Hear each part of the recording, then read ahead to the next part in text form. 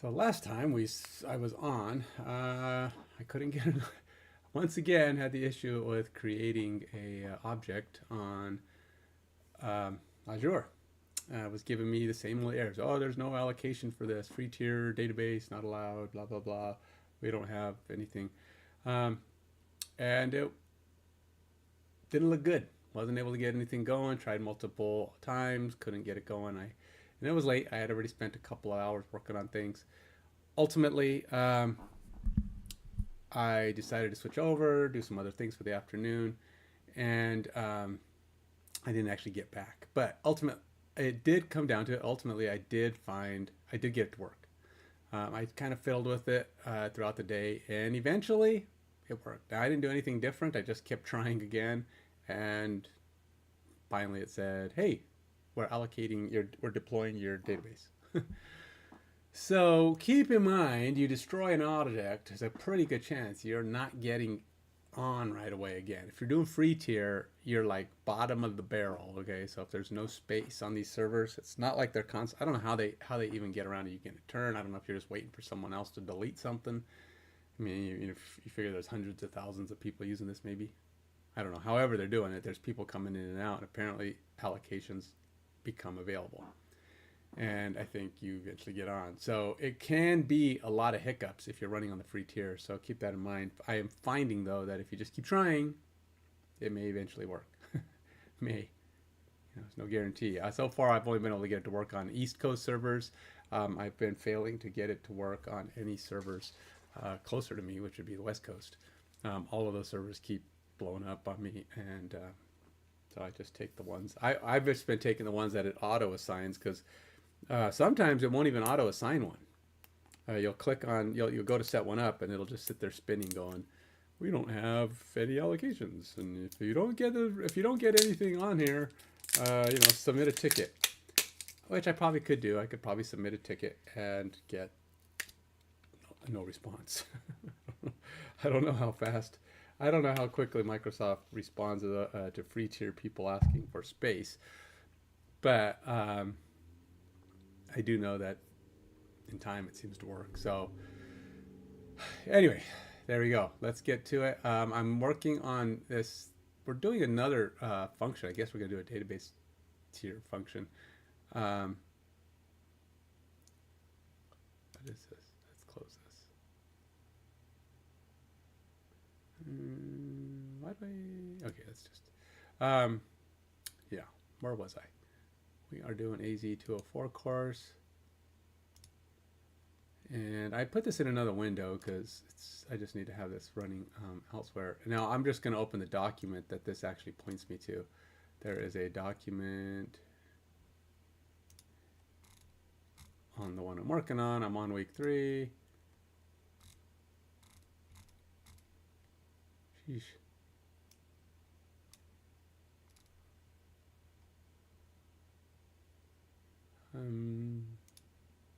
I'd rather just take me to the parent spot, but apparently I cannot.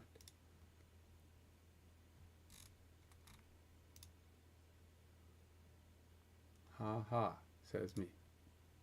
All right, there we go. We're on week 3. And here's the item we're working on, creating a HTTP trigger using JavaScript. I don't know why we're doing it this way, but this is just another thing. But I think this one is because we're messing with the bindings that are part of setting up the function. So I created the function app. I created a function, and we did all this. Explore binding types. Kind of did that. Now these. So let's see. Is this blob storage, Azure blob storage, read data with input bindings. Okay, I think I did all of this. Azure blob storage details. Is this my Cosmos DB? Or was I? In function menu, select integration. The integration pane for your function appears. You can see that we can't add more than one trigger. To change a trigger for a function, you need to delete the trigger and create a new one. However, the inputs, outputs, this is kind of what I was looking at. Value the inputs, outputs, Take a moment to consider. Later, I already did that. Cancel to dismiss this. So they're just showing you what you can do, and then it tells you, you know, you'll do it later. Input binding types. Azure chain functions can have multiple types of input. However, not all types support both input and output. Use an input function whenever you want to ingest data of the type. Here we look at the input function. Azure blob storage. Cosmos to be, what is it? Binding expression. Oh, I did all this stuff. Next unit exercise, read data with input bindings. I think this is where I probably created the Cosmos DB. Create a Cosmos DB account. Yeah. So this is all part of the same thing. I'm not getting ahead, right? Read data with input bindings. See, I think as I keep clicking next through here, I think that's the problem. I keep clicking next and I'm actually jumping ahead in the exercises because it keeps having you come to these later. Watch, I bet you if I go to this read data with input bindings, I bet if I go here and then click on this, it's going to take me to the page I'm on now. Yeah, read data with input bindings. It's the same one. I'm getting ahead. So basically, I've skipped over some stuff. That's what's going on. It's not the document keep going. It's the document read that page and then come back.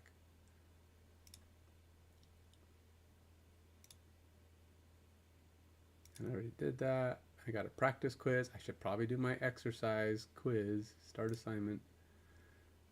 Did you, oh, nope, it's not an exercise, not a quiz. It's just, did you do this? And I did do it.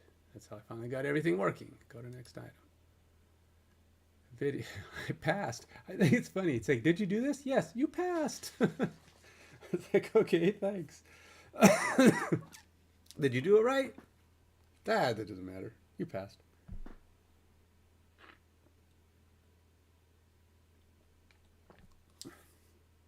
So, I'm drinking a Alani protein shake. No, not a sponsorship. My wife bought these. I don't know. She got them at some kind of a, I don't know, some kind of deal. And they're 20 grams of protein, so of course I'm drinking it because got to get my protein. But it's called Munchies. The flavor is Munchies. And the picture is like pretzels and cookies and cheese, and I don't know what all's on there. It does kind of have a salty pretzel-y taste. It's kind of an odd flavor. It's not a bad flavor.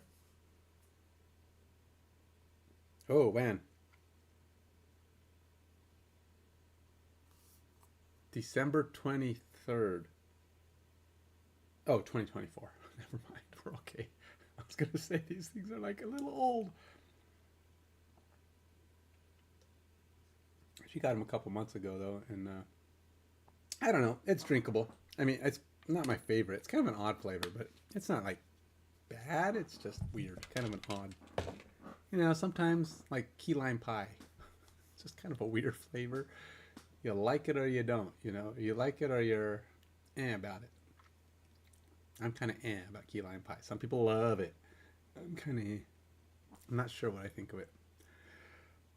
Okay, I digress. Move on. Read data with input bindings. So let's go ahead and listen to this. Maybe I'll know more what I'm doing. To a data source, you have to configure an input binding. This binding makes it possible to write minimal code to create a message. You don't. Now, to be honest, I'm not sure what the difference between this Coursera course and the Microsoft free courses. In fact, every time you go to these, you're looking at the Microsoft free course. So all these step-by-steps are part of the Microsoft Learn, the free course you can do for AZ204. I'm thinking the difference is the AZ204 course doesn't have videos. Maybe it does. I don't know. I haven't actually done the course, but these are all the documents. So if you're just stepping through, step through, read, and you're just doing all the stuff, you're doing the same stuff, except this Coursera stuff has this woman talk to you about it, show you some PowerPoints. That's all I can figure. I don't know, unless there's more. Maybe this is part of that course. I don't know. Don't have to write code for tasks such as opening a storage connection. The Azure Functions runtime and binding take care of those tasks for you. There are multiple types of input. However, not all types support both input and output. You'll use them whenever you want to ingest data of that type. Here we'll look at the types that support input bindings and when to use them. Here are some of the most common types. Azure Blob storage bindings allow you to read from a blob. The Azure Cosmos DB input binding uses the SQL API to retrieve one or more Azure Cosmos DB documents and passes them to the input parameter of the function. The document ID or query parameters can be determined based on the trigger that invokes the function. The mobile apps input binding loads a record from a mobile table endpoint and passes it into your function. You can read data and work with Azure Table Storage. A full listing of supported bindings is available from the Microsoft website. There is a link to this webpage from the additional readings at the end of this lesson. To create a binding as an input...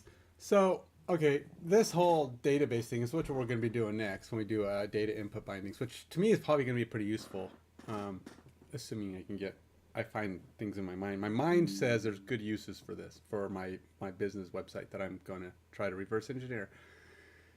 Here's the problem. I did some research yesterday, and this is a sidestep. It's kind of why I'm doing all this. Well, why I'm doing all this part 2, or reason 2. Part 1 is get a job. So hey, if you're looking for a software developer out there who's willing to learn new things, willing to get in there and take my existing knowledge, C# and SQL Server and SSRS and Agile and all that stuff, and bring it in and start doing new stuff that I haven't really mastered, but I'm working on it. Hey, I'm your guy. Give me a call. Or text me, instant message me. You know, you have ways to reach me. You see me on my streams. I got lots of stuff there. Okay, back to the point.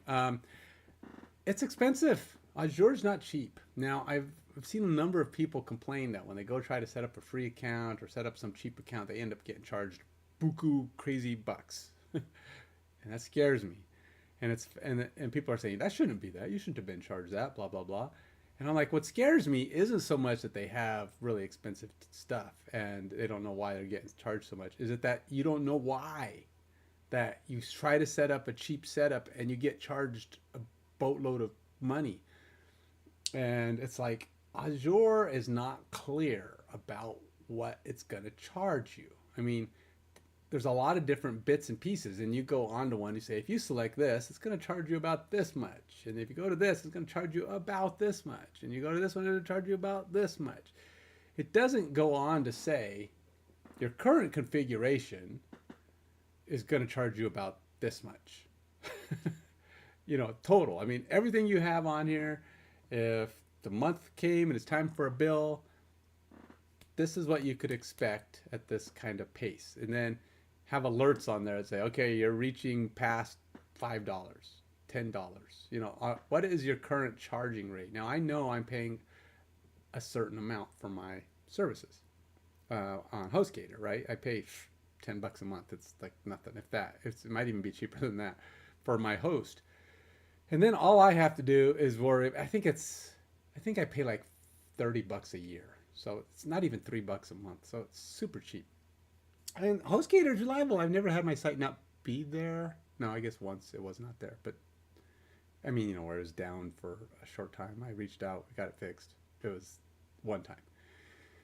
They're pretty reliable, and I've had it for a couple of years now. And the only thing is, I can't do a lot of the cool stuff I want to do. You know, I mean, I can connect my site to it, but I don't know if I could create. I mean, I don't know. Maybe there's just maybe that Azure is just not the thing for my purposes, because I feel like I could create a React site and probably install it on my HostGator site, and it would connect to SQL. Could I do it somehow and have it reach out to Postgres Supabase and do that? Maybe. You know, could I, you know, at one point I actually tried to I actually was hosting my own SQL database and had an outside app. But the thing is, I had issues because I had a roaming IP, so I had to keep updating the IP. In fact, I probably still have a roaming IP. I mean, I don't know that it doesn't change, a roaming dynamic IP address, where it stays the same for a few months, or maybe a few months, but every couple of months, a few months, it would change. And there's tools out there supposedly that can redirect it so that you can use like an IP address that would reroute itself. It's a fixed IP address for your domain, and then that just keeps redirecting to wherever your dynamic. You put an app on your tool that keeps saying, "Hey, this is my IP address. This is my IP address," and then the dynamic tool will redirect your site to that dynamic IP. Problem is, you can't do. I don't believe I was able to do that with HTTPS. Um, so creating a secure connection to my dynamic IP wasn't I wasn't allowed. I think, yeah, I was running into issues with that. And then you could buy your own dynamic IP address or a fixed IP address, but that's boatload expensive and again cheap. When your website's not making a ton of money, finding the cheapest way to host it, and it's really not even the hosting that's the biggest thing for me. It's the credit card services. And then adding credit card services in on top of an expensive website. Anyway, so I was running into issues. So I don't know how I'll be able to do this. I'm hoping I can get something going, start working on my website, reverse engineering. Hopefully, I just got to keep close tabs on what my website is, what my stuff is costing me while I'm doing it. So I got to really learn the best way to monitor how much I'm getting charged and hopefully know in advance where I'm headed so I can keep it down. I mean, somebody was saying they were able to get a website kind of going on there for like $5 a month. $5 a month. I can do $5 a month for the sake of getting this going and learning and getting in there and maybe doing a few little cool dynamic things with my website. Because people, currently with my low product amounts, I mean, even when I was selling, my 20,000 units, well, I only had at any one time, I don't think I ever had more than on hand. I don't think I ever had more. I think my first production order was 9,000 units. That was way back. Sold most of those already. I think I've sold all of those except for maybe a few cases. But ultimately, the whole thing was all about how do I've never had a ton of hits on the site. I mean, I may have had consistent sales every one or, maybe 10 sales a month might have been the peak. And I might have had more people hitting the site. But people always ordered more than one. And then I had a lot of retailers and stuff. So it wasn't all me and marketing. Not my thing.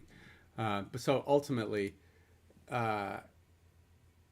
each sale was always 2, 4, 12 or more. I mean, that's kind of what most sales averaged out. The average sale on my Kickstarter and on my website's always been about 4 units plus accessories. So it was always a pretty good sale, and it's always been small because I don't market, and I'm trying to do more marketing, trying to get better at it, and I'm hoping to grow the business, which I'll do. That's what this next Kickstarter is about. Not only getting more product, better product, but getting enough product to market a little bit and have a turnaround quantity, so that when I'm done, I have money to make more and repeat the process. So each time I do that, each order is going to be big enough to pay for the next order. So the first order when you do that has to be 2 orders. You make enough to pay for the current order, and then you have enough to pay for the next order. And then each subsequent order pays for the next order, pays for the next order, pays for the next order. So that's the plan. You try to get into that thing. So each order has its own budget built into it. I'm making enough blah to pay for the marketing and the production and the shipping and any deals, any things I'm planning to do with that, all baked into it. And then you do it again for the next one. Now, hopefully, costs don't rise into the point where you're like, oops, not going to be able to do that. Or you have to raise your prices. And that's where life happens. Hopefully you don't. But if each order can produce its next order, then you kind of got a cyclical thing, and you can always have product on hand. Hopefully you even give yourself like a 10% buffer. Because, it takes a while to get a production run done. So you try to give yourself a little leeway. So you might run almost out, but you've got new shipment coming in 2 to 3 months, because you've got more coming.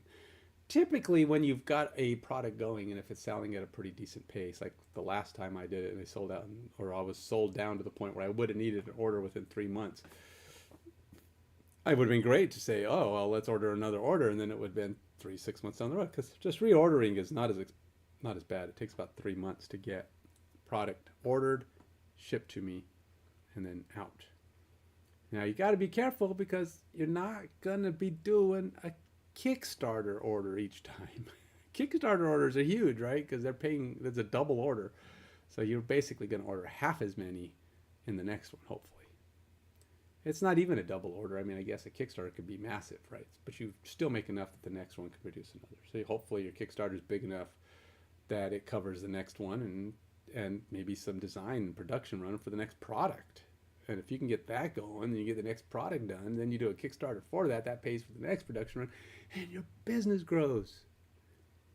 Something I was too scared to do the first time I did this, where I only ordered enough to pay for the current order. And so when I ran out, there was no more money to make more. But I got out. I didn't have to worry about the debt and everything that came with the order because it paid for the order. Business 101, man. Plan for the future. I was planning for the present. Just didn't want to. I was scared of. Didn't want to take the risk. I was the first time I did my orders. The first production run. I bought 9,000 units, and there was no Kickstarter. This was out of my pocket, and that included making the mold, which was crazy expensive. So I made 9,000 units, and paid $25,000 for the mold. So 9,000 units, $25,000 for the mold. Did marketing, went to all these other things. So basically, I was in for $60,000 when I first produced these cases. The fact that it was selling good and going to the conventions and took actually longer than I expected to sell through them because, again, not much at marketing. I didn't do very good marketing, but when people knew about them, I was selling them, and I got enough retailers. But it took me a few years to sell through those, and it did end up paying itself back, which is great. I had to get a job. It wasn't paying me; it was paying for itself, and so I was working full time because it's always been a hobby job for me, which is part of why marketing is difficult, but. I digress. Again, I'm a digressor. He who digresses doesn't get things done. Let's get moving. All right. But you must define the direction value as in. This is placed inside the binding expressions code in the function.json file. It's also worth noting that the parameters for each type of binding may vary. A binding expression is specialized text in function.json, function parameters, or code that is evaluated when the function is invoked to yield a value. For example, if you have a service bus queue binding, you could use a binding expression to get the name of the queue from app settings. There are a number of types of binding expressions, including app settings, trigger file name, trigger metadata, JSON payloads, new GeoID, and current date and time. Well, that's good notes. I'm going to take that.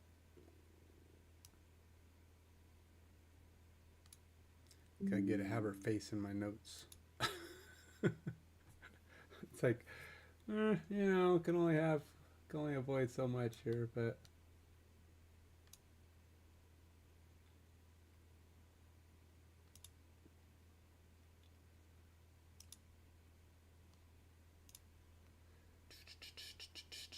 where is my learning? Here it is.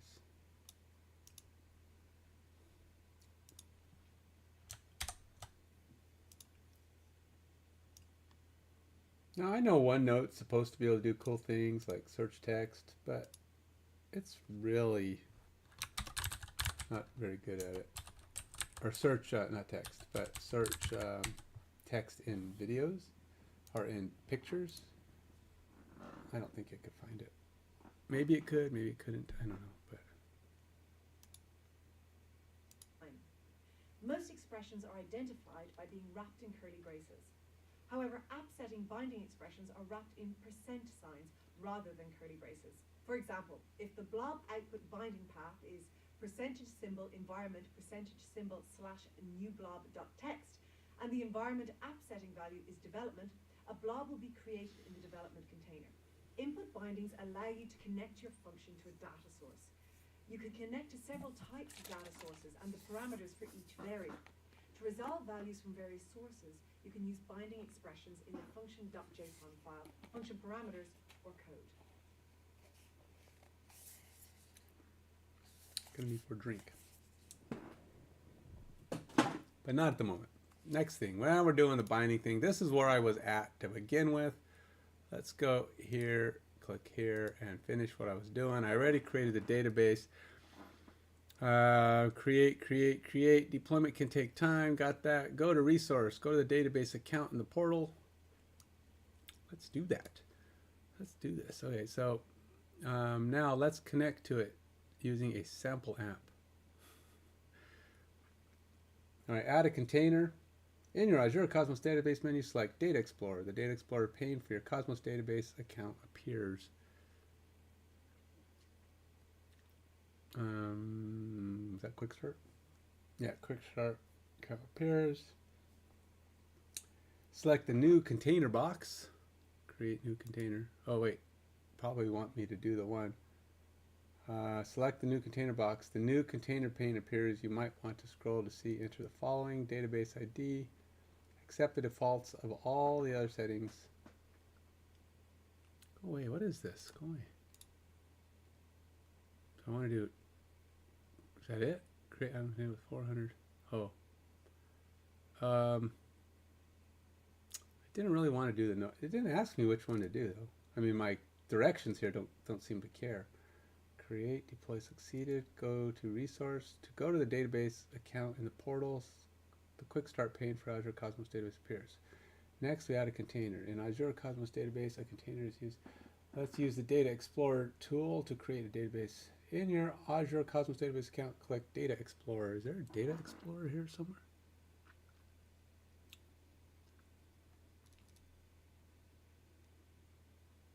Oh, Data Explorer.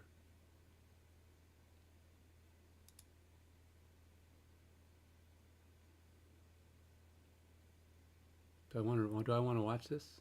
How long is it? 6 minutes. Oh, that's kind of long. Now, throughout this series, cases talk about the concept of consistency in a distributed database, and in the last episode of the season, we'll cover hybrid transactional DB supports. So, let's get started. Device information in a catalog, or look up an appointment on a calendar. But often the data sat in the database until it was called on however many days, months, or even years later. In the age of big data, where data sets have now grown from a few gigabytes to tens of gigabytes, and even petabytes for some of our most demanding applications, data is pouring into our databases, and applications are demanding that data be surfaced quickly and frequently to fulfill user expectations of a personalized and fast application experience. Now, Azure Cosmos DB has boomed as the answer to the big data demands of cloud-native applications. Because non-relational or NoSQL databases like Azure Cosmos DB scale horizontally rather than vertically, we can essentially uncap the throughput and volume of data in our database. Rather than upgrading hardware on a single node to serve requests faster, Cosmos DB distributes that work across multiple nodes so requests can be served concurrently. Scaling out versus scaling up is the biggest difference between relational databases and non-relational databases like Cosmos DB. Horizontal scaling, or scaling out, is the consequence of two techniques, partitioning and replication. Now, there are two kinds of partitions in Azure Cosmos DB, logical and physical. Okay, so I know this is a little bit of a detour because I'm watching the video that Microsoft has here, and then it's just detour from what my website has here. But the thing is, knowing what you're working with helps. And this Azure 204 course does not really go into the database. It's not doing database stuff. So ultimately,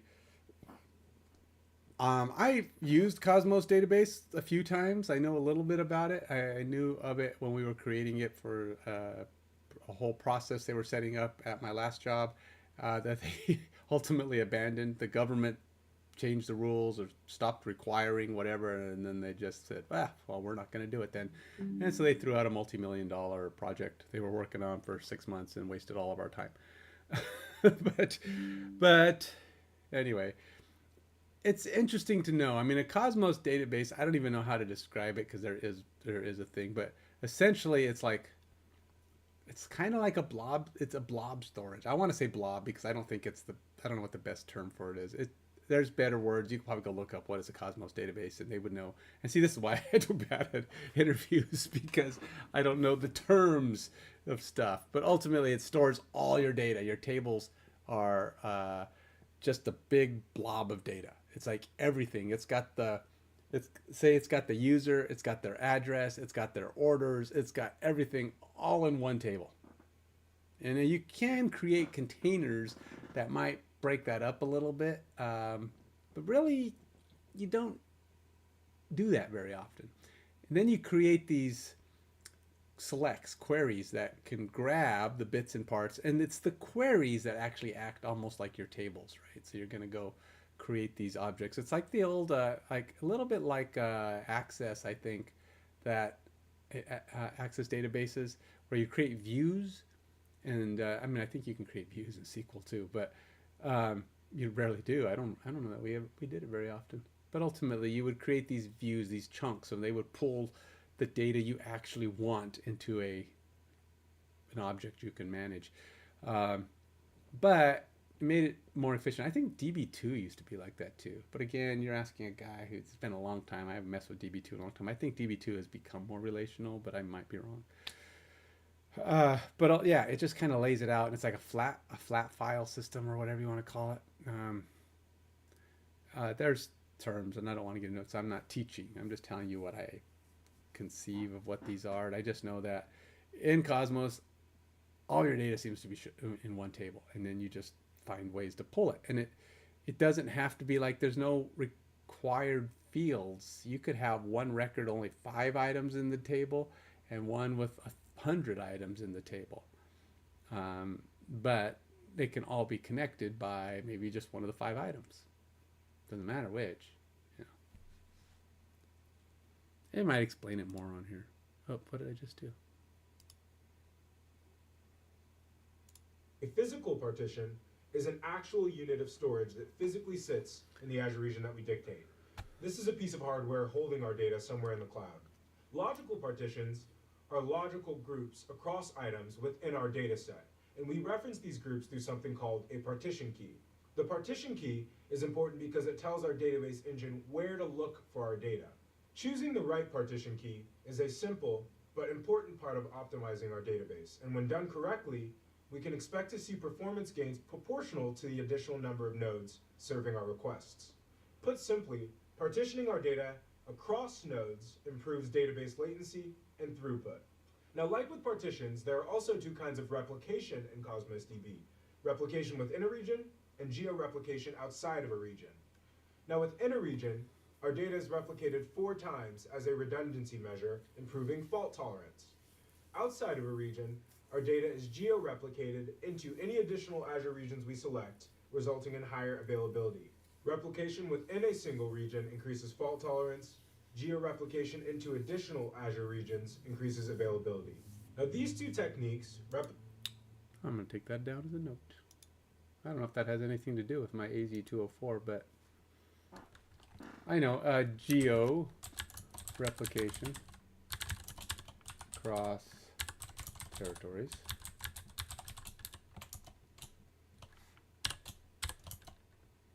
increases availability. What is it? What did he call the first one? Local replication. Increases fault tolerance.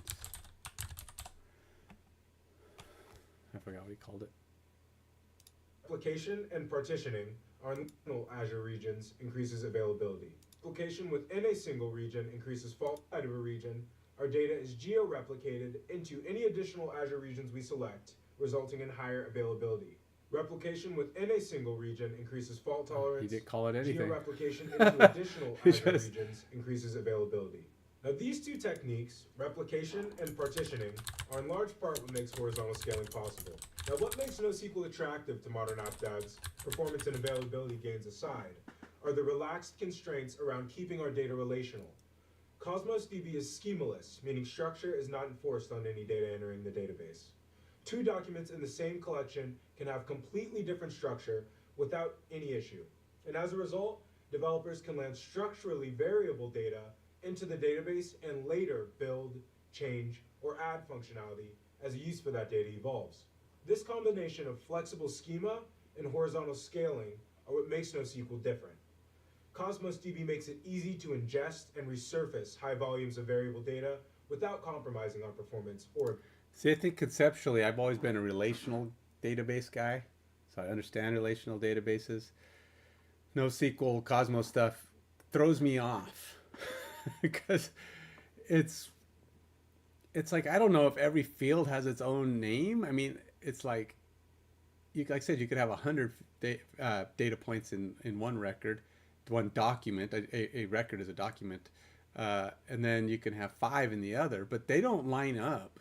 It's not like you put address, city, state, name, and name, first name, last name, and then on the next one he only has first name, last name. First name, last name's in the first 2 fields. So it's like, so you want to grab everybody with the first name, last name. So they must have some kind of name structure. It's like is every field a name value pair? Must be, huh? Every field must be like a name value pair. So when you store it, it knows what that item is, and then you just pull that item. So it's almost like you can say, give you everybody with the first name John, and if all you have is first name in one record and you have 10 other things and first name in the other, they don't line up, but it still grabs them both because they're both first name. It must be. I mean, that's all I could figure. Availability. In addition to flexible schema, Cosmos also supports multiple data models. Our team has built Cosmos to be the hub for all NoSQL data types. Cosmos has a SQL API with document and key value support built in. Documents and key value pairs go hand in hand in most NoSQL databases because documents are just key value pairs in which the key is a document ID and the value is a JSON object that we just call a document. Now, to reap the performance benefits of a true key value store, with the SQL API, we can do fast and cost-effective point reads as long as we know the document ID and partition key for the item we want to read. This is a great optimization tool for applications. The next data model, the graph data model, is accessible via the Gremlin API, which uses edges and vertices, as well as traversal, to model complex systems with many-to-many relationships. Think of a graph as a web or a network of nodes. The APIs for MongoDB and Cassandra, respectively, are created so that developers familiar with both open source databases can work with the tools, SDKs, and drivers that they're already used to. API for MongoDB also leverages documents, and Cassandra API is a wide column store which orients data efficiently in columns instead of rows to optimize for analytics. That's it for our first episode. Cosmos DB is our horizontally scaling NoSQL database. Partitioning makes it fast, replication makes it available, and flexible schema makes it simple to work with. Thanks for joining us, and tune into our next episode on use cases to see some examples of how Cosmos DB is being used in real applications. Huh. It's like I can get easily distracted by this. Just keep hitting next, and before you know it, I've taken a Cosmos DB class. It's just like, it's interesting to hear this stuff, and understand a little bit what Cosmos DB is all about. And it's kind of like just kind of learning how to best use Cosmos DB, right? So I know there's Cosmos DB, I know there's Postgres DB, which I'm working on with Supabase, and there's just a lot, and I'm trying to decide. I mean, I don't know how well going from my current site, which uses SQL Server as the database, how it's gonna scale. Can I import my stuff in? What happens when I try to import a SQL database into a Cosmos database? I'm not sure what that's gonna do. Is that possible? Can you do that? What's the process? let's see, how to import data from SQL Server to Cosmos. Is that a thing? Is that even a thing? How to load data from SQL Server to Cosmos DB using Azure Data Factory. Oh, you know, I was just I had a job application I just did. Asked me if I knew Azure Data Factory, and I'm like, I don't even know what Azure Data Factory is. So nope, sorry, that wasn't for me because I didn't know what it was. I'm one of those people though. Oftentimes go, I can figure it out. I don't know what it is. I'll figure it out. But thing is, it's during the interview. They go, so do you know this? And I'm like, no, but I can figure it out. They're like, scratch, next. Anyway, can you please send the step-by-step details how to load the data from SQL Server tables to Cosmos database? I hope you have come across the below documents. Please let me know if you need further help on specifics. Copy and transform data in Cosmos database for NoSQL by using Azure. The article outlines how to use copy activity in Azure Data Factory to copy data from and to Azure Cosmos DB for NoSQL, and use data flow to transform data in Azure Cosmos DB for NoSQL. Thing is, I don't know if I want my entire database. I mean, I want to I'm talking about reverse engineering it for my purposes. There's a lot of functionality on my website code that's designed to be turnkey. In other words, I bought this app with all of its code, and it does a lot of cool stuff. But it's designed to kind of like what do you call it? Shopify, or one of those sites where it's, you know, you plug and play, and it's designed for everybody. So whatever you're trying to do, it'll do it. But for me, I'd only need a piece of those features, right? Because I don't do those things. My business is not about those things. Now, reverse engineering it would be a big take on, but it's like, well, do I want to have it all this? I mean, it does allow you to do everything through the interface, or most. You can change a lot of the settings, a lot of the features, a lot of the stuff. Just go through the admin stuff and plug in your new values, which is fine. And basically, you can even write write code and stuff for it. Like if you want to redo a new page, you can do it through there and insert it. Now, I feel like if I'm going to write a new page, I'll just write a new page and upload it, or tweak the page I already have. And it can be pretty confusing. A lot of times it doesn't upload right, does some weird things. It's kind of complicated just to figure out how it does what it's doing. And I'm like, it's clunky in that sense. So when I reverse engineer it, I'm going to build the pages like I would normally. I'm going to do a React page. I'm going to create the website with all the React stuff, do this page, and then if I want to change the page, I'll change the page in React and upload it again. Why do I need all that? I mean, the whole point is that it's supposed to be set up for somebody who's trying to have a turnkey website that doesn't really need the code. Now, I bought the code so I can get into the code and I can do a lot of what the code needs. Like if I want to add features and stuff to the site, I find the places in the code and I can change it. And I've done that before. I added some shipping features and stuff that it didn't do. I wanted to do discounts, and that wasn't built into discounting shipping to a percentage, and doing a bunch of other things I wanted to do. And I got in there and messed with the code to do that. Problem is, you know, the code gets old, gets updated. It's like it's just this overhead of gunk. You know, it just was too much to get into, and I don't do it too very often anymore. So I'm going to reverse engineer it and kind of clean it up, make it what I want. And maybe I still want to add those features at some point. What I got to do is figure out how do I integrate this is long term because it won't be the first thing I do, is once I've got a fully functional site, like I can browse it, my products are all showing up, I can tweak them, set them up the way I want. Then I got to learn how to integrate the shipping carriers and the payment processing. Now it offers all these different. The site as is, you can select like 1,000 different payment processors, but it also keeps old payment processing formats. Like they don't even, like PayPal doesn't even do 5 of the things on there, but they got like 7 or 8 PayPal things on there.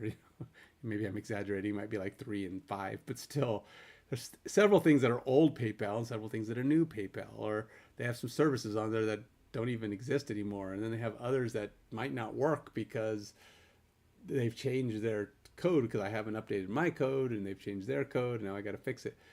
And I don't know how, because their built-in stuff doesn't work. So I have to go figure out how to either build a new one or just add it to the site using whatever tools and underlying code. That said, that stuff I have to do later. Integrating with other services is kind of a secondary thing. It's cool. It's a cool functionality. But ultimately, I might do something just like use one of those add-ins. I mean, PayPal, Amazon, a lot of them use add-in tools. You don't have to do anything but add their tool, add their little component add-in, and it calls their site and does the check-in, and then it passes back in. Why do I need to integrate it 100%? I don't know what that would even benefit me any. But having my own standalone integration with credit cards could be good, but it's probably overkill. I don't know that I need it. I mean, a lot of companies do it though. So maybe you're just paying more people that way, right? I mean, ultimately you're just giving more ways to charge you to other people. Again, I'm slipping off the charts, but I'm telling you, this is what I want to do. And I don't know if I want to import my entire SQL database, but it's also going to be a pain to just do the stuff I want. I got to at least import all of my orders that I've taken over the years. So I got to take all that. My customers, got to bring my customers over into the new database. So all my orders, all my customers, maybe I even want things like the customer levels. I do like that. So I got to pull some stuff in. But full on functionality of everything, maybe not. I might pull in like all of the data stuff related to customers and orders, and then build around those items. So I already have a built database, but things like site functionality and integration that the whole thing stores in the database, I probably don't need that stuff. I'm not going to do that, but I am going to use the data stuff. Now, can I somehow figure out how to attach my newly designed product? Maybe I have to pull products in and then somehow link them. It's going to be fun. It'll be a thing. And it's going to be exciting. It'll be an adventure to get that going. And just to see stuff come together will be nice. So maybe the first thing I'll do is I bring in my products. And then I create a page that can kind of read off the products. And then the next thing I do is bring in the customers. And I bring in a page that maybe create the account page. And then I'll do, then eventually I'll do something that brings in the orders. And then I have to create like an order history thing for my customers. They can go pick what orders they've already got. And then I don't know, just slowly but surely I'll build the bits and pieces one chunk at a time and slowly glue them all together. And hopefully, eventually, and then I'll have to create my own shopping cart. I don't see that. Why would that be all that hard? You know, you pick product, it goes in, display. I got to figure out what the layout of that shopping cart's going to be. Maybe I'll just copy someone else's. You copy mine. I could copy the one off my site just to kind of come up with a layout and go, okay, I want this stuff on there. It works. I am new to the concept. Please explain to me in detail for the below example. I want to load the data from on-prem SQL Server to Cosmos DB like below query. Please stay tuned on this thread. Okay, sure. Please send the update. Since it is on-prem, first step would be set an integration runtime on a prem server via which you can access the prem database. Create linked services mapped to on-prem database as source and Cosmos database as sink. Create a SQL dataset. With a table as blank, create a Cosmos. I want to do this. I just want to go through the steps. I like this. I don't know if it works, but I want to do this. Because it's like they're showing me how to do it, and it's like, oh, I should go do this. Put my own data in here. You know what? I'm gonna create. Let's go here and go to my.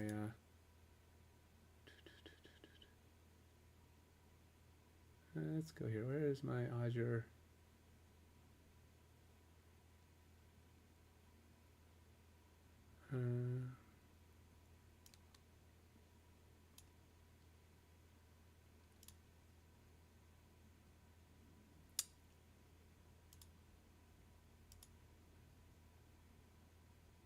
Don't think it's here. Let's go to this one. Do you know that this is both good and maybe not so good? Your workspaces in Explorer store everything. They even have their own separate favorites stuff. Okay, so this is my programming stuff on my workspace, the red workspace you see up here. This is one of Microsoft's new thing they added to Edge. Super cool. Keeps all your pages that you load in there. You close it. It's all there for you the next time you open it. So it's like and then you can have these different groups. Like I have my resources, my Azure reading, but I can close those groups down, so I don't need to have them right now. But it keeps everything. Unlike a normal Edge window where you close it and you basically have to load it back up next time. You can go to history and maybe find what you most recent things you did and try to pull them back up. But if you want to keep together all the stuff you're working on, all the last stuff you did, Workspaces is the way to go because it's going to give you all your stuff. Now, if you don't care about that or you don't access it all the time, it's not part of your thing. I actually have Workspaces for a number of things. Like I have one for my D&D campaign that my son runs. I have one for mine that I actually run. I have my streaming one, which time to stream is basically all on my websites for Stream Elements and YouTube and everything all come up together. And then I can go on there and, manage those things. Like maybe I want to check my last stats, my analytics on them. Maybe I want to check my settings in Stream Elements. Sometimes I might forget some of the things I need to do, but all of them are there and I can go, oh, I need to do that one. But every one of these has their own set of favorites. So you can create your favorites links just in case. Like you want to close one for now, but you have a link there specific to the items on that workspace. So it's really kind of cool. It's a really easy way to stay organized for your web pages. It's really good. This is actually a secondary one to my D&D one here. This is allows me to have a page that has all the little monsters, all the things I'm working on or I've been planning to work on or use inside of the campaign.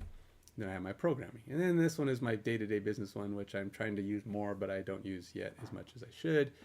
It has things like my planner and maybe some of my email accounts and various tools to manage my day. One of those might be like if I put ADO on there, I might even have one eventually that's just work.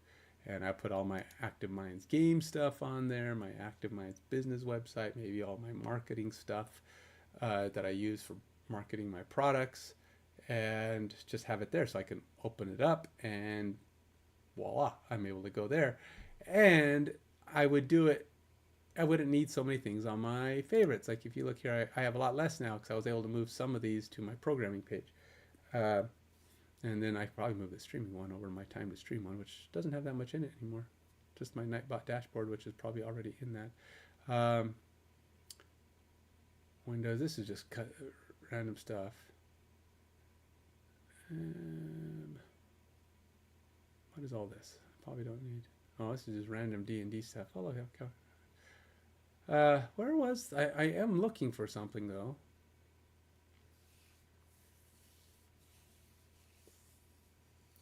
My business stuff, but what I'm looking for isn't here. Not here. Where is it then? I could have swore I had a favorite set up.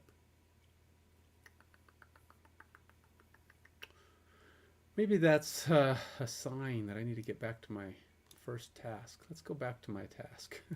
It's like, just do your job. Just do what you're here for, Ken. All right, let's finish this. I wanted to add this page to my how-tos. Let's go ahead and add it to, well, I'm going to add it to here for now.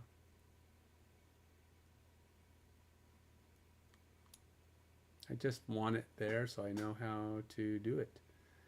And I'm going to go here and go how to load data from SQL. Oh, all right, that's a good name. was going to make sure I had a good name on it. This allows me to distract myself to back to this. Get it later. Man, I'm so tempted to start working on my web. I want to start working on my website. Maybe I'll do that this afternoon. I got to get some more class progress though. All right, so let's finish adding. Let's do the job. What the job says. Okay. Select the new container box. The new container pane appears. You might need to scroll to see it. Enter the following values for each setting. All right, so is it too late to add a container again? I want to do it the way she says. Data Explorer. I mean, this is, but it probably wants me to do, because I think I probably picked the wrong thing. Add a container. So if I go here,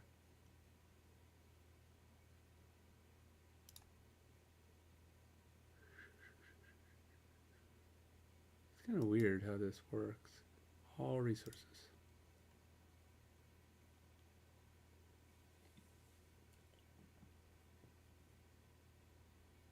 There it is, Cosmos DB. So we're going to go to Cosmos DB.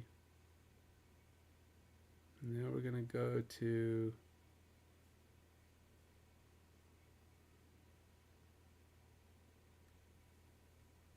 Quick Start. And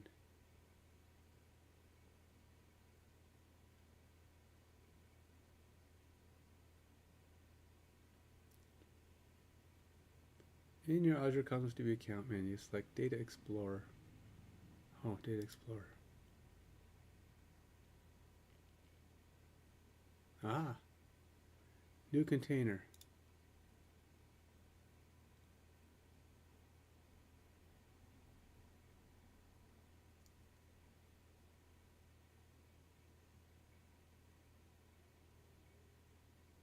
Well, I'm not using any RUs right now, but I could probably delete the other one. Select the new container. The new container pane appears. You might need to scroll to see it. Enter the values for each setting. So database, select create new. Database names can be whatever. And enter func.io learndb. Okay, yeah, let's do this. Func-io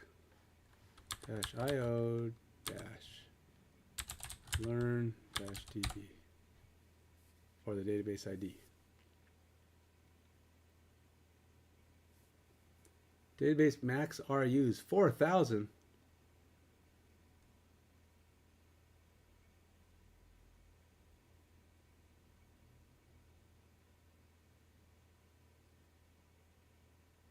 Your account is currently configured with a total throughput limit of 1,000 RUs.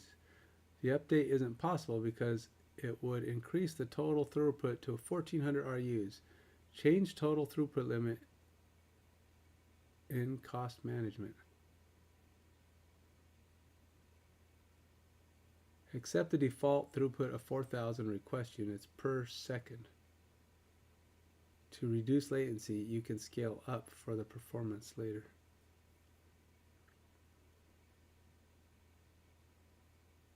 Your database throughput will automatically scale from 100 RUs, 10% max, to 1,000 RUs based on usage. Estimated monthly costs, one region, 100 RUs. See what I'm talking about, man?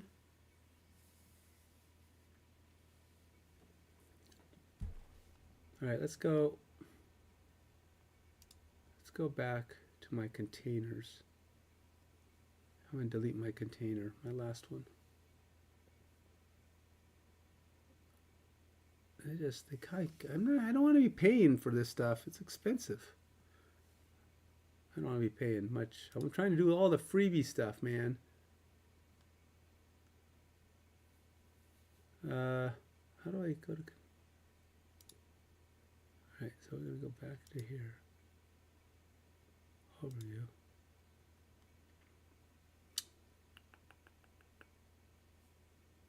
I'm sure I have a container. Items, throughput, RUs.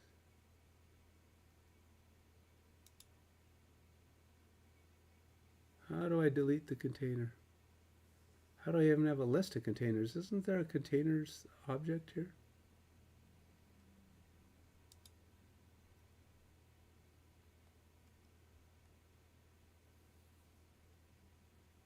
don't want to delete my account. I just want to delete my container.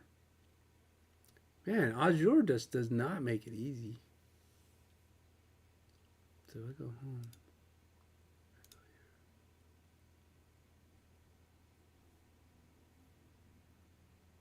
I don't want to delete. Do I have? Maybe I don't have a container. It must say. It says I have a container. See more.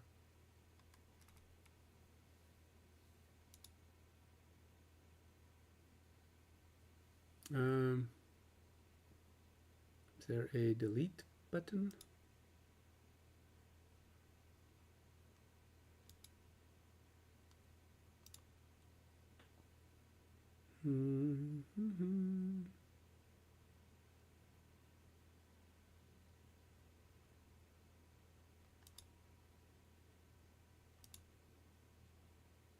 Query with AI using. I cannot find. Oh, is this one?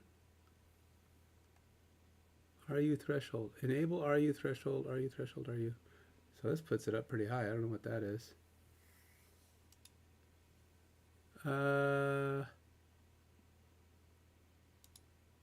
Delete database? I don't want to delete the database. I want to delete the container. Delete container. There you go. I guess it's items.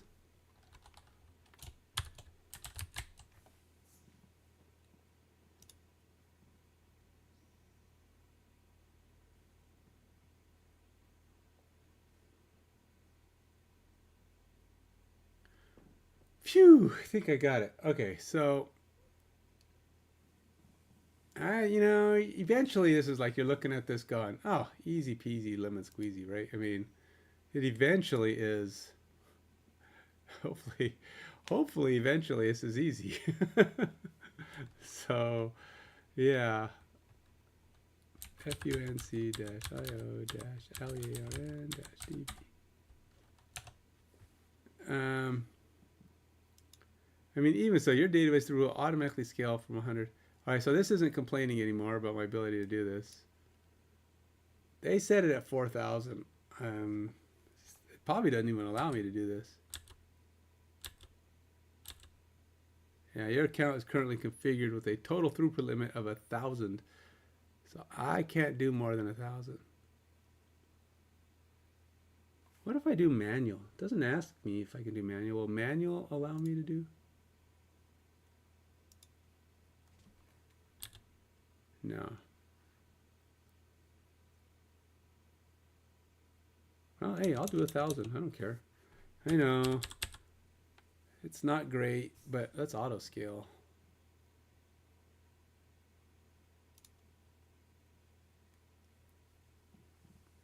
So anything over 1,000 database max RUs. Boy, that's really minimum.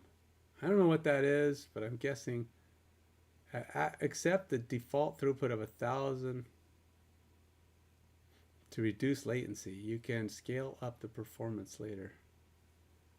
It's free up to 1,000 RUs. Let's see what that means. How slow is 1,000 RUs? RUs? Is it R/Us or is it just RUs? Nope, it's RUs. RUs.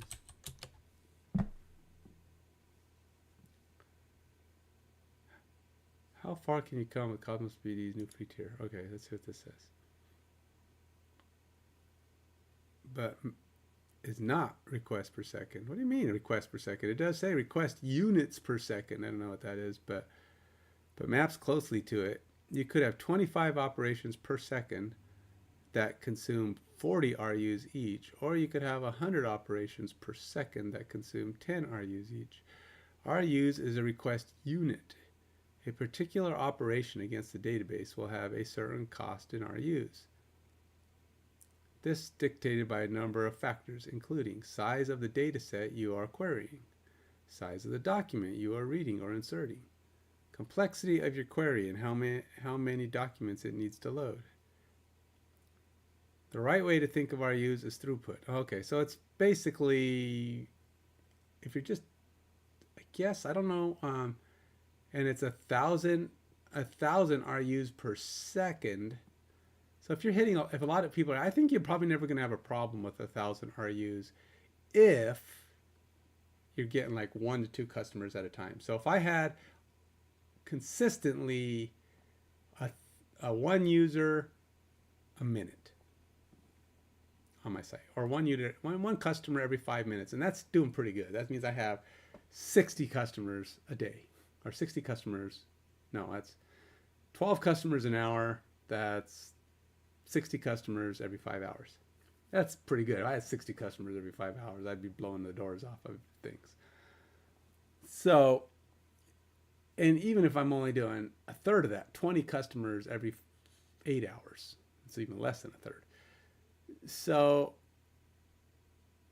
that's 20 customers during business. I don't see me hitting those RUs.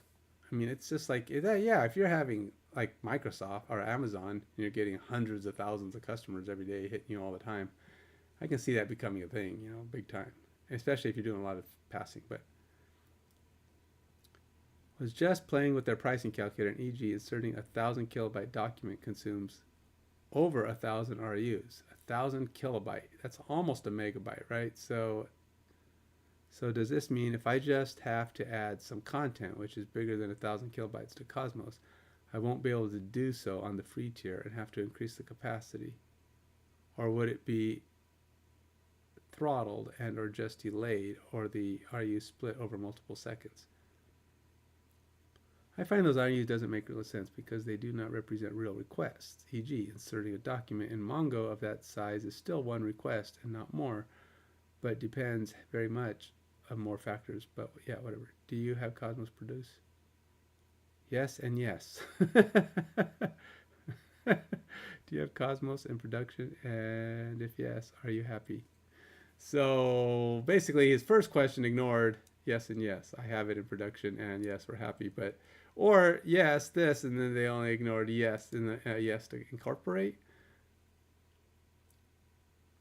Yeah, another thing. I skimmed the Mongo API database. This isn't Mongo's API. Small things like you need to create DBs or collections in case. APIs with ladder, you just insert them, and if DB and collection do not exist, they will create it automatically. Also, Cosmos calls collections. Got me. I don't use the Mongo API. Okay, which API? I use a SQL one, since that is the native one. You need to create database and containers, yes. The article, some more information on RUs and how indexing can affect it. See, that's my question, though. They didn't answer the question I cared about. Does this just mean if you try to put something that's bigger into the database, does it blow up? Or does it just throttle it? It means if it's 5 megabytes, it'll take a minimum of 5 seconds and you won't be able to do anything else while it's running. Or it'll just say, nope, can't do it. Sorry. What is that? What happens? Let's see. If request exceeds RU limit, what happens? If the overall consumer RU exceeds the maximum RUs of the database or container, requests that exceed the maximum RUs are throttled and return a code 429 status. Okay, so throttled isn't bad. I mean, I don't know. I mean, I'm hoping it wouldn't be too big of a deal.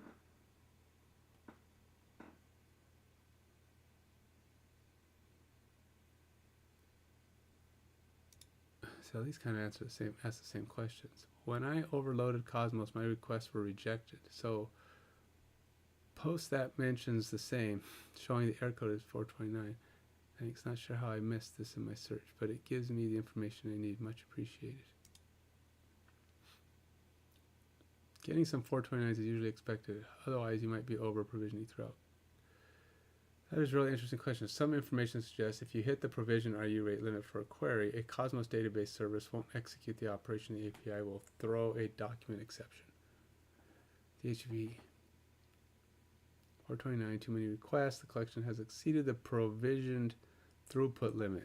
Cosmos database throttles your requests intelligently. When you are exceeding your RU quota, Cosmos database doesn't reject your additional requests by just screaming error. Not only does it explicitly flag these throttle requests with the HTTP status code 429, but the response also provides a very useful header, XMS retry after MS. As its name implies, the header tells you how much time you should wait before retrying. Although the hint has its own limits, it may be very reliable if multiple clients overload your RU quota at the same time. It's still a very useful information to have in order to find the cool-off period one should wait and avoid a retry policy. So it does sound like it's not throttling it. It's not. If it's a single item, like a document upload, it'll blow up. I don't know what happens if you have a single item, and what happens if it's, oh, that's tough. So you wouldn't want to be passing images.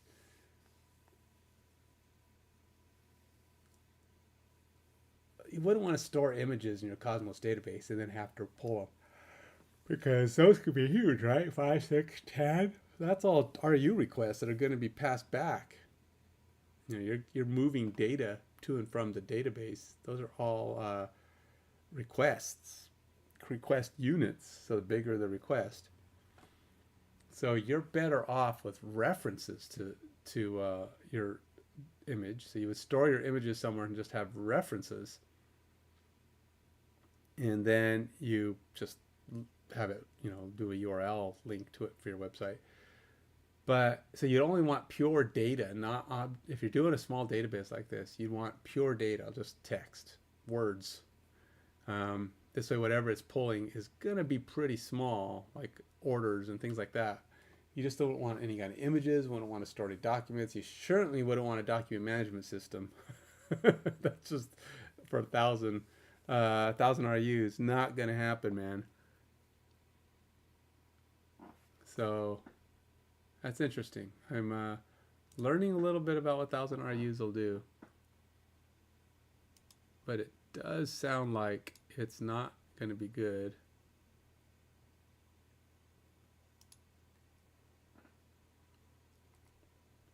The overall consumer RU database requests that result in more than 100% normalized utilization are throttled. Normalized utilization is defined as a maximum of RUs utilized across. For example, your maximum throughput is 20,000 and you have 2 physical partitions. Each partition is capable of scaling to 10,000 in any given second. If P1 has used 6,000 RUs and P2 has used 8,000, the normalization utilization.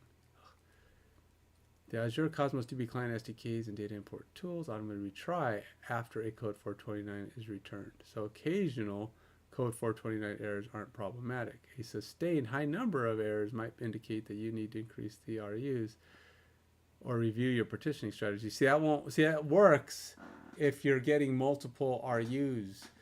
But if it's like a single RU uses your entire RU limit, it's going to blow up and never work. It's not a retry situation, right? It just won't work. Your requests have to be smaller than your RU. It might exceed and then have, if your RUs allow you for doing, say 10 megabyte files and you put a limit on your files of 5 megabytes, then your RUs will never be in excess of your RU limit. But if it only can do 1,000 RUs is what did it say, like 1,000 kilobytes? Well, that's less than a megabyte, or just right around a megabyte, and that means you have really small image files or files. I mean, it's like every one of these files that I was uploading, let's just say into my blob storage, which by the way is not this, but that could still be. I don't know what the blob storage limit is and how that works, but maybe I can put images into my blob storage and then use this. I don't know how much I have for a limit on the blob storage, but I really got to keep an eye on how these things work. So the Cosmos database itself don't store images in it. Don't store documents in it. Don't store anything in it that's more than just reference files. Maybe you have a chance. I don't know. I'll set it at 1,000 because that's the limit for free. But back to task. So I do want to record that though, because this guy was pretty informative. What was it? What did he say?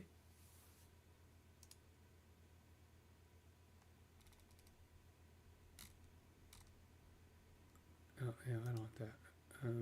What did he say? Offers Azure credits. Specific Azure companies. This free tier accounts for offers 25 gigabyte storage and 400 RUs of provision throughput for the entire year.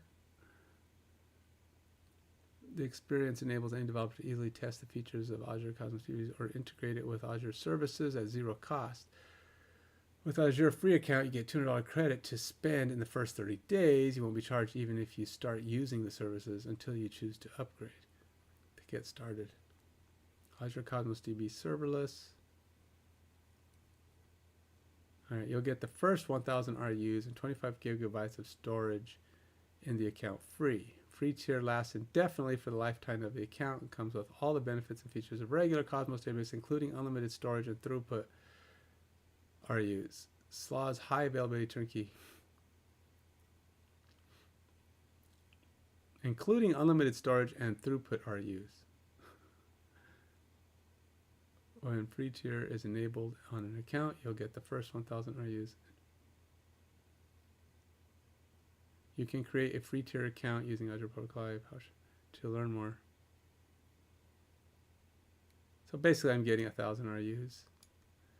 I won't have more than 25 gigabytes. I don't have that. My entire database is probably less than a gigabyte. It's really a lot of data when you think about it.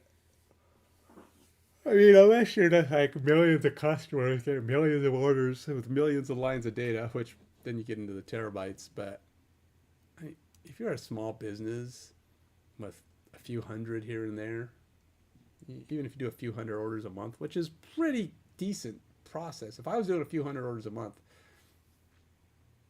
I'd probably be good to, start working on my own and start making it grow. But I'm not there. I've done a few thousand orders over the lifetime of my product. Anyway, that's the account you have. Okay, so it's 1,000. Try Azure Cosmos DB account. You can have one shared throughput database with a maximum of 25 containers and 20,000 RUs of throughput, or one container with up to 5,000 RUs. See, I don't understand. What is this? Try Azure Cosmos DB for free. Accounts are available for limited time, currently 30 days. You can renew them at any time. Try Azure Cosmos DB's account. Makes it easy to evaluate Azure Cosmos database build. You can also create a demo, perform unit testing, or even create a regional account. Run app on it too. Oh, maybe there's a difference. There's a free tier and then there's a free account, which can do more. But it's like you've got a month of free time. But if you stay underneath their tier, it's always free. So you can set it 1,000 and just say, okay, I'm doing 1,000. That's all I'm doing. So if I build it as that, Cosmos to be free tier, keep it down, just let 1,000 be my number. Everything else is a risk. You might get billed, so keep an eye on that if you're going to try that. So, but essentially, I can go back to here, put in some Cosmos notes for my learning.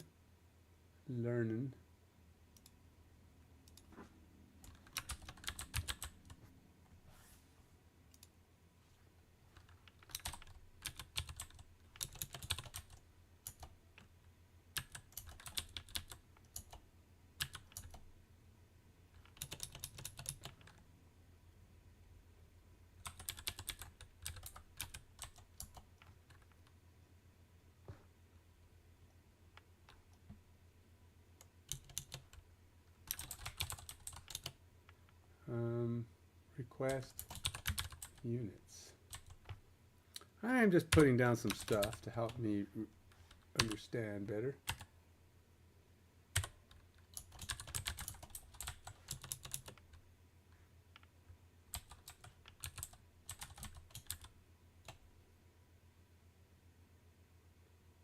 So request units can be more than one RU. I wish a request was.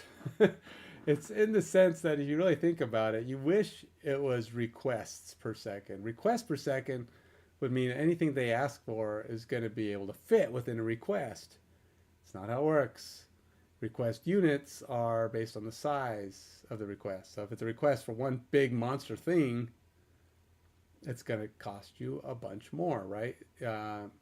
If you like request an order record, that could actually be a couple of small request units depending on what it's doing. How many different things are you processing to get that order record? But they could be like 6 or 7 RUs. Might be 10 RUs or 15 RUs. But it might not be all that many, because if you figure a single request unit, if you have request units of 1,000 request units, well, you could have a bunch of request units. Requests, you could have over 1,000 requests if they're under. I mean, you probably wouldn't, because it's odds if you're having a less than a kilobyte or less than a byte of data request. Probably not too good. Or less than a kilobyte of data. I guess you could. There's probably a fair amount of data you can get into a kilobyte, but you could have over 1,000 if they're all less than a kilobyte a piece on the average. But it's not going to stop you from having 1,000. You could have 1,200 requests if they're all small enough. It's not quite. And that's why I think the guy said it kind of can map to requests, because a lot of your requests are going to be pretty small, probably under a kilobyte. So it's going to be pretty close to that. But request units is size related. Let's get back to my thing here. Where was I? We'll stick it at 1,000. Container ID. He calls them bookmarks. All right. Bookmarks. And then partition key is ID. So this is the field, the object within each item that you're going to reference to pull data. Accept the defaults for all other settings. Scroll to the bottom, click OK. I was going to say there's no bottom, there's an enable.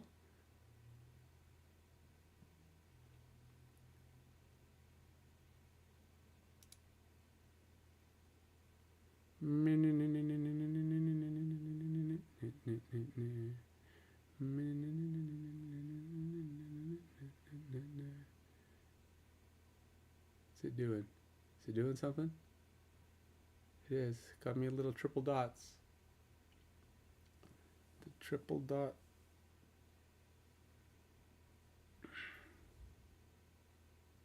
Thought I got rid of this.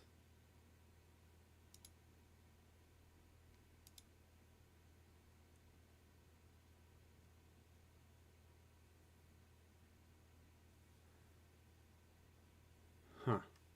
Well, it deleted it earlier, but now it's back.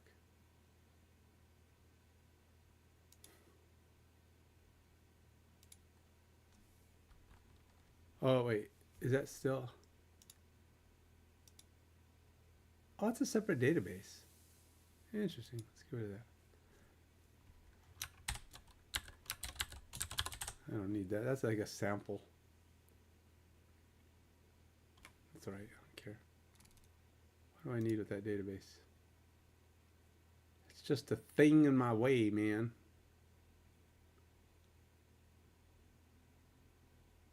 Maybe when I try my Azure,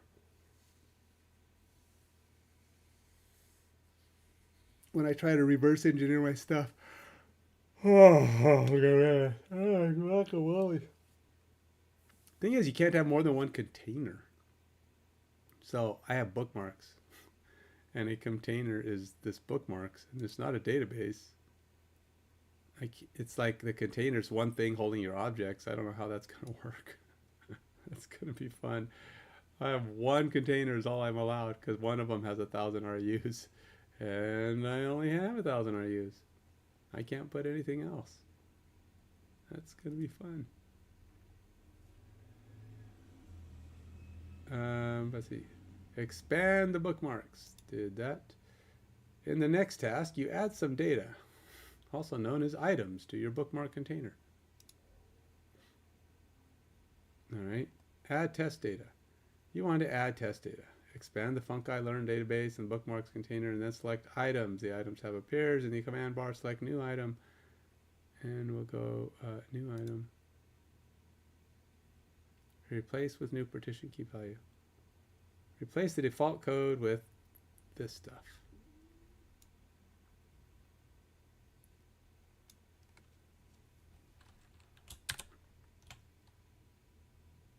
Delete. Delete. I'm going to say docs. Comma. URL. Okay, let's just do this. Why am I making this so difficult on myself? I do like to practice my typing, but it doesn't always have to be. In the command bar, select save.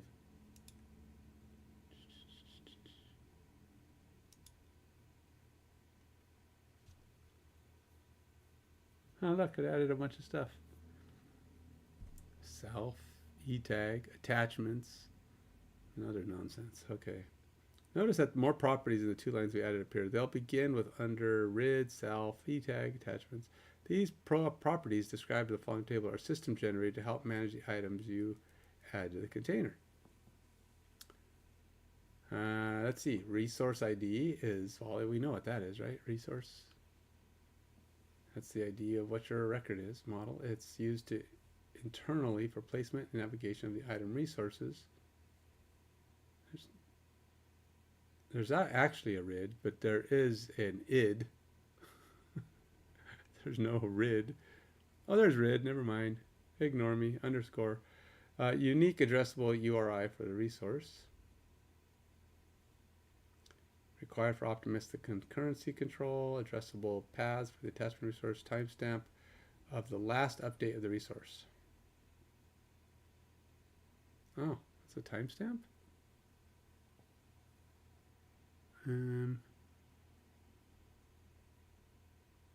That's a timestamp. I don't know how to read it. I think there is a way to read these timestamps, but I'm trying to figure out what is today. Today is the 23rd. Well, that's not in here, so it must be some sort of digital, like days since the first of the year, or seconds since the first of the year, or something. It's some value that can be converted. You could probably just convert this to time.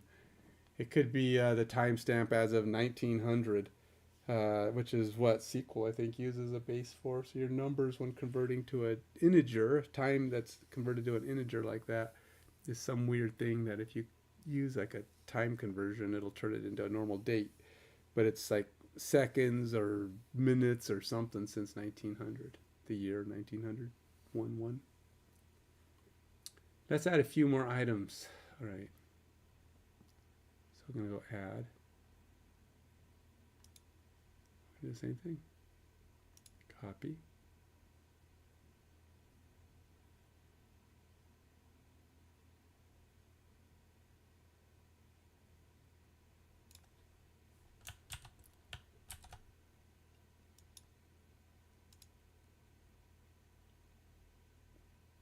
I wonder if I could just do, let's try something different. Let's just see if I go like this.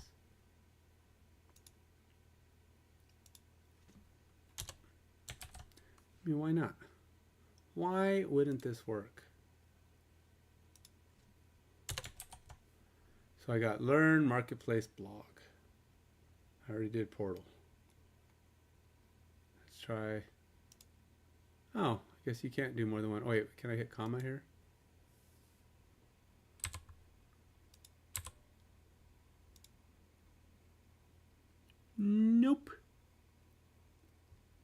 Wow, so much for trying to be efficient.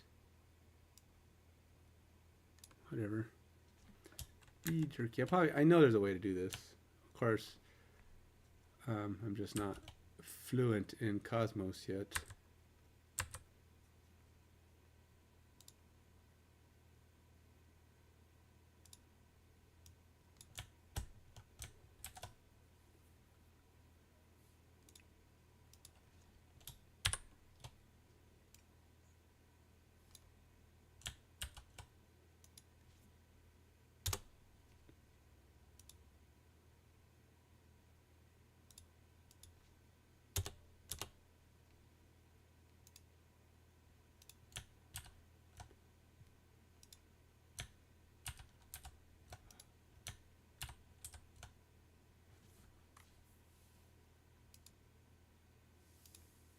All right, well, we got in there. So if we go over here now, I can click items. You can see I have all my new items. All good and going. Your bookmark container has 5 items. Yep. If the request arrives with ID docs, it looks up that ID in your bookmark container and returns the URL. Let's make Azure functions that looks up your values in bookmark container. Create your function. Create your function. That's your function. Oh, I'm so thirsty. All right, I got to be right back. I'm gonna run and grab me something to consume via drinking and or eating. So maybe a yogurt. Be right back.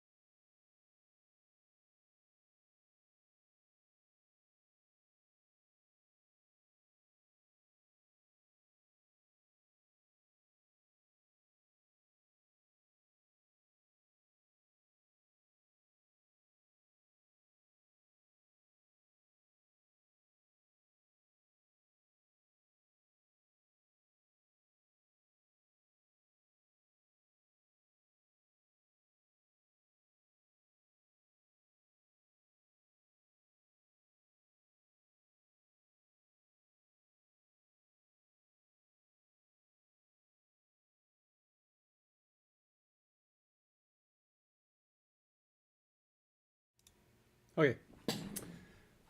I'm back. Got me something to keep me warmer. Alexa, turn on heater. Once it's warm, I'll probably end up taking the sweater back off. But this is, I love these shirts, man. This is like a blanket shirt. Costco.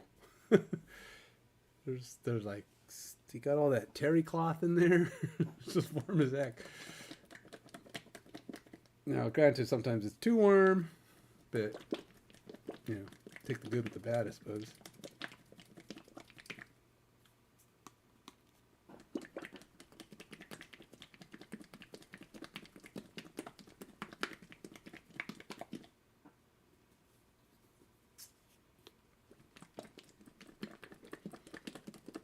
So I've noticed that when I shake things, shake yogurts, the fruit on the bottom,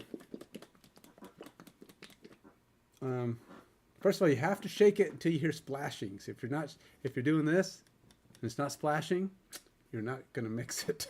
Nothing's gonna happen. Yogurt's thick, so you gotta shake it hard, and then you'll note that you have to look at it from the bottom, and the fruit on the bottom, it's like the way the yogurt moves away from, or hits the bottom and pulls the fruit in. You have to actually be doing it from different angles. This for me.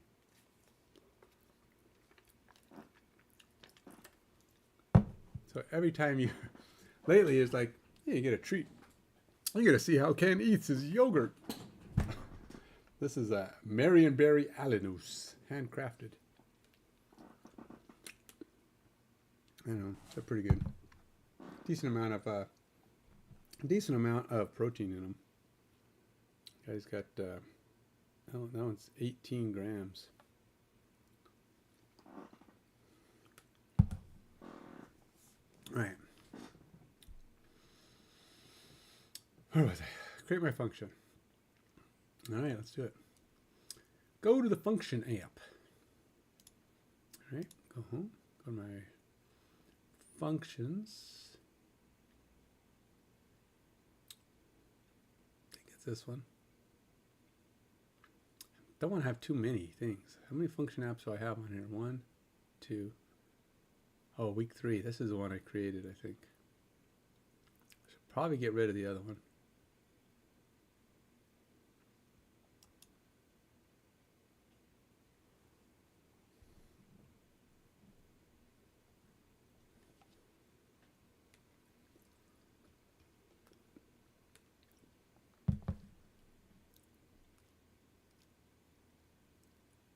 In the resource menu, select home, and in the recent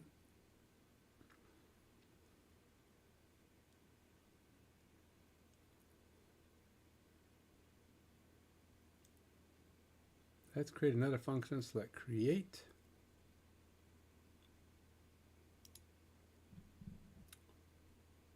And we're going to have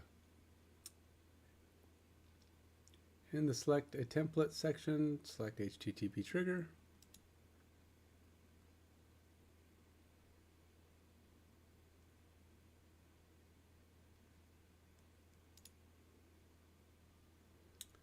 They want to call it HTTP trigger 2. I think that's boring. HTTP, how about DB trigger 1.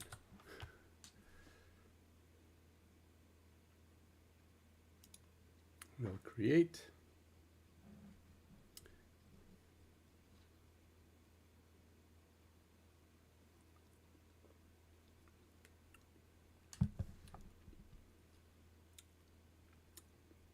You can verify what we've done so far by testing the new function. In the command bar, select function, get URL, default function key, go to here, paste it, run it. Successfully worked. Oh yeah, go ahead and add my name. This is just basic-y stuff, you know.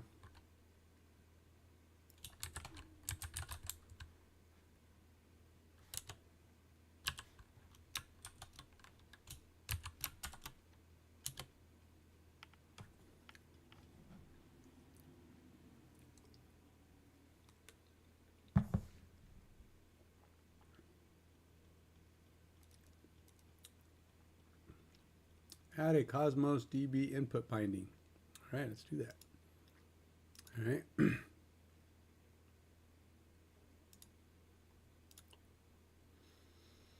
In the inputs box, oh, that needs to go away. In the Azure portal, HTTP trigger 2 function menu on the left, integration.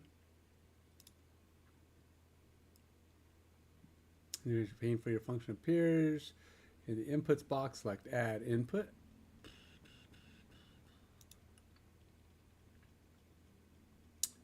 Create input.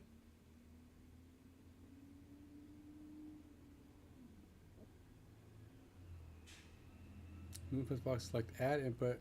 The create input pane from the binding type drop down list Azure Cosmos database.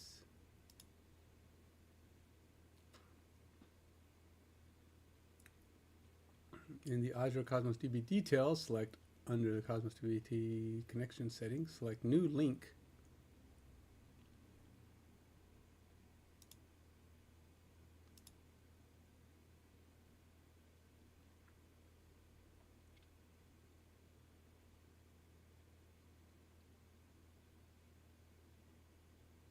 Nope, nothing yet. By default, Azure recognizes Cosmos database account you created earlier. Select OK.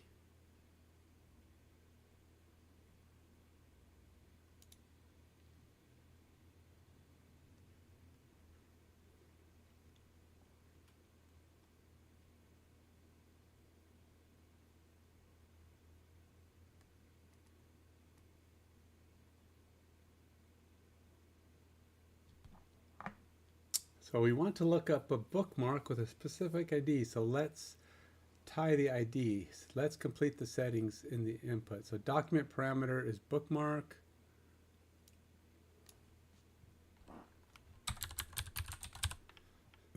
Function database name is func.io learndb.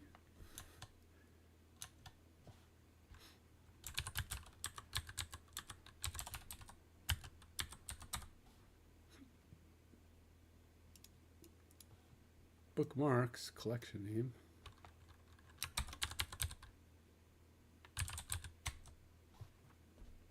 Document ID is ID. Partition key is /ID. And leave that one blank. To clarify why we're using these settings, we want to look up a bookmark specific ID, so we tie the document ID, the query expression. The syntax is known as binding expression. The function is triggered by HTTP requests that use query. Because IDs are unique, our collection, the binding returns either 0 found or 1 found documents. To save the input binding configuration, select OK. There is no OK. So I'm thinking it's just add.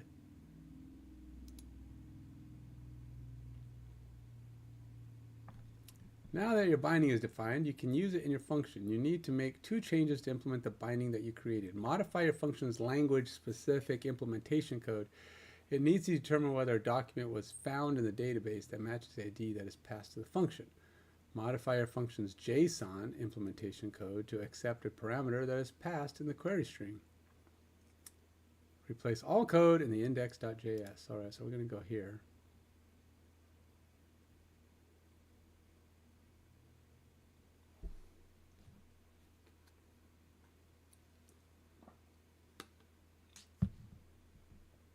There we go. Copy. I'm going to replace all the code here with this. In the command bar, select Save. Select File System Logs.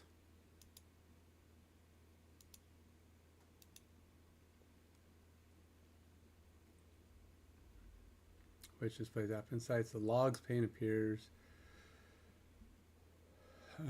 Let's examine what this code is doing. Step by step. It's probably good. I mean, you probably should know exactly what you're doing, because just dropping random code in and following it, not going to learn nothing, right?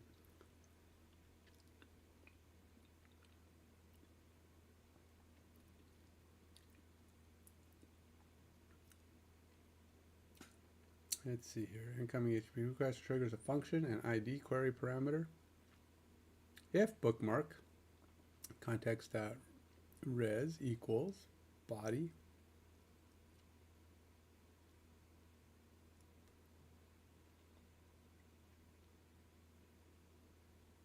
so the request is basically what you're going to pass, I gather. If the data is based on a document that matches the ID, the bookmark parameter is set to the located document. Context of bindings.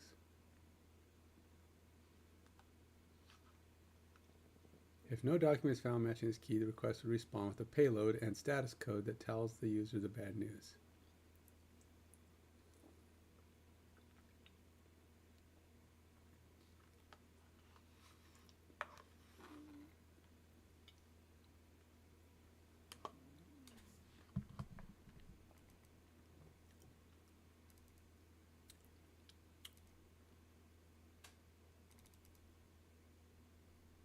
Now we're going to go to the function.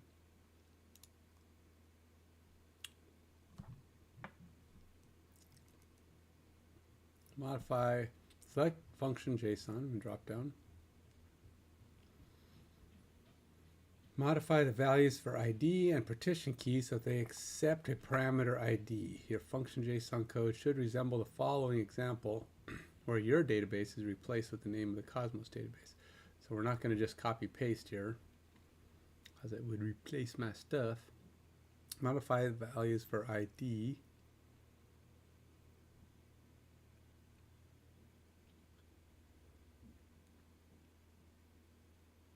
And partition key, so they accept.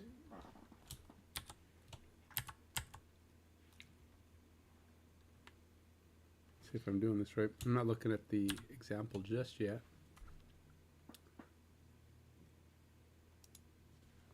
Now, do I need quotes? Let's see what we can find out.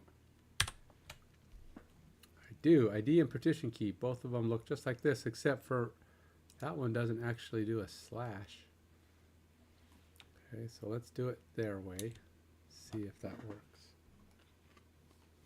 I feel like the slash is needed, but we're going to find out.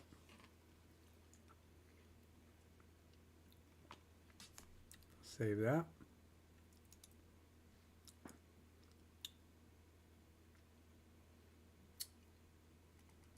Try it out. You should already be in the code test pane. Get the function URL.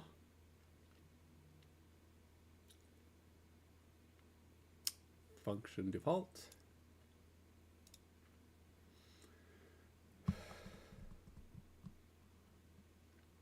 And then add the query string value for ID docs.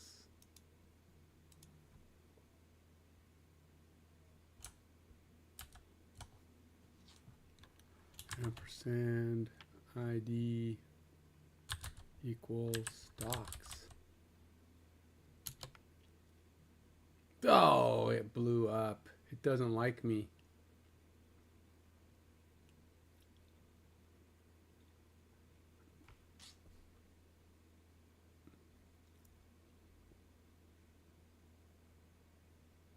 What do you mean you can't handle this request? Is it too big? It wasn't a 409. So it wasn't that. What did I do?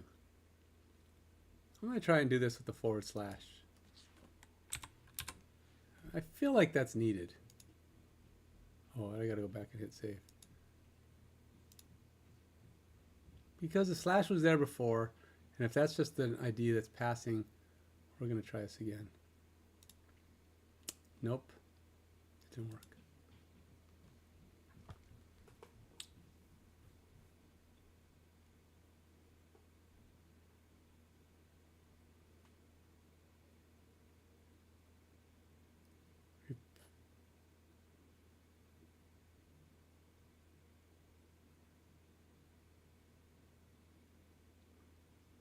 From the key drop-down list, select default under the function key, and then select the copy clip. You know, let's go back here. Maybe I didn't properly select this, because sometimes you hit copy and you think you copied and it didn't actually copy. Let's try it again. Because, you know, I just hit the copy and I didn't actually, you know, select things first.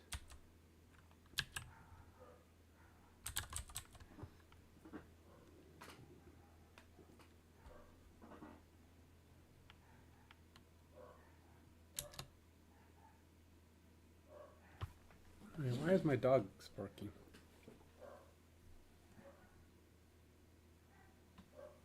It's normal for one of my dogs. The other dog doesn't normally bark.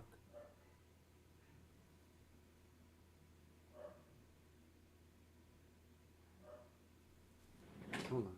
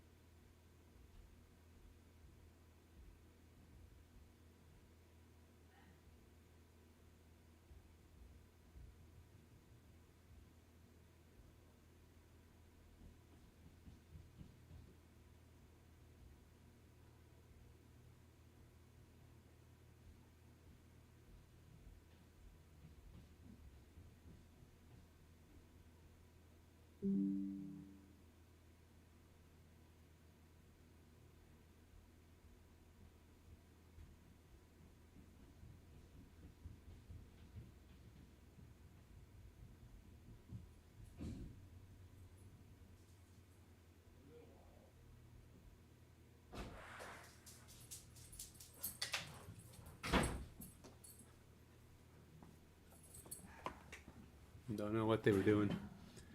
There's some neighbors doing yard work and stuff next door. Normally my older dog doesn't bark at stuff though. She barks at people who come in the house because she wants them to pet her. Hey, come over and pet me, man. I see new people.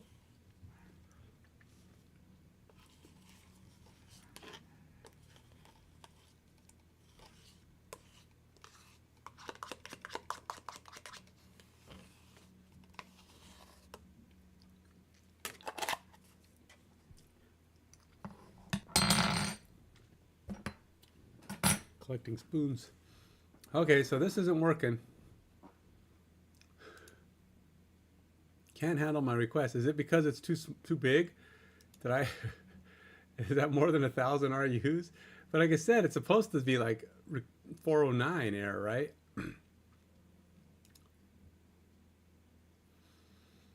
So something's off. Funkio Learn DB. Let's go look at my database, I guess. Let's see, we got go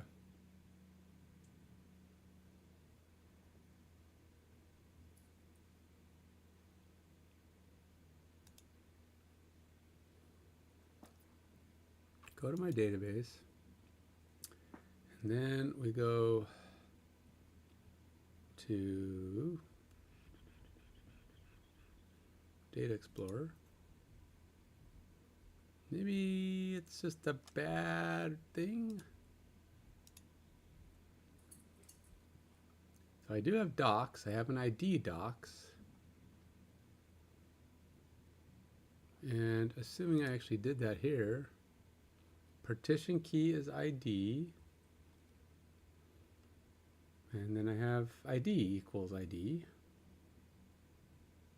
And it's already saved, or it wouldn't have floated up that way. The resulting URL should resemble the following example.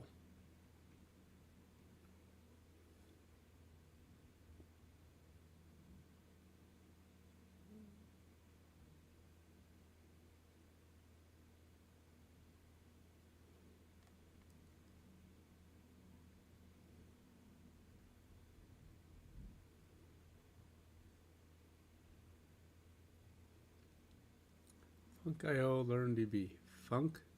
Funkio Learn DB, all lowercase. Is that gonna matter? Funkio Learn DB. Okay, so nope, it's all lowercase already. So we don't have a case situation going on. I don't know if that would have done it anyway, 'cause I don't know if this is one of those case sensitive moments. But that's not it. I do have capital bookmarks as my container name, I think. Capital B bookmarks, yes. Type Cosmos DB, which we've got, and a lowercase bookmark as the name.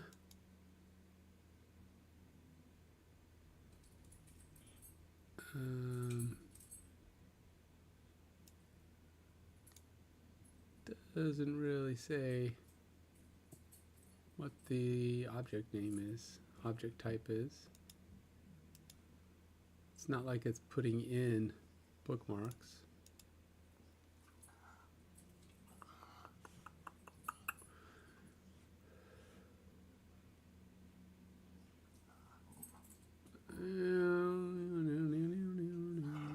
Nope. Well, I assume it's a bookmark object.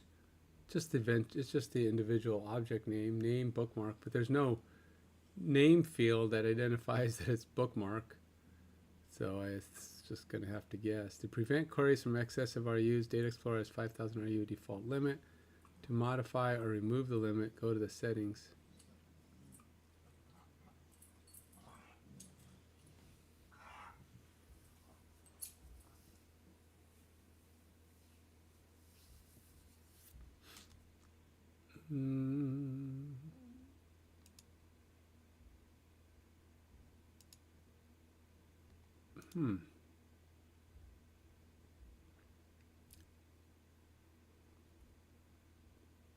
Select from.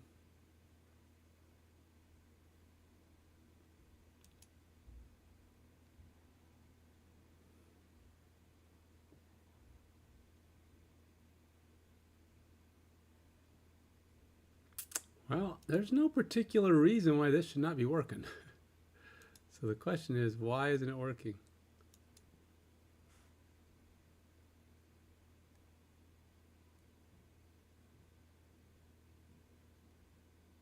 Direction, HTTP, out, and res. Have get post, rec, in, HTTP trigger, and function.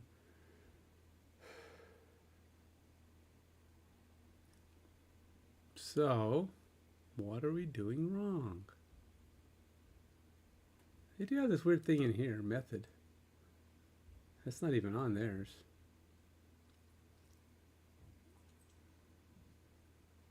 And connection string. Connection string setting. Which they have is just connection. Hopefully none of this means anything.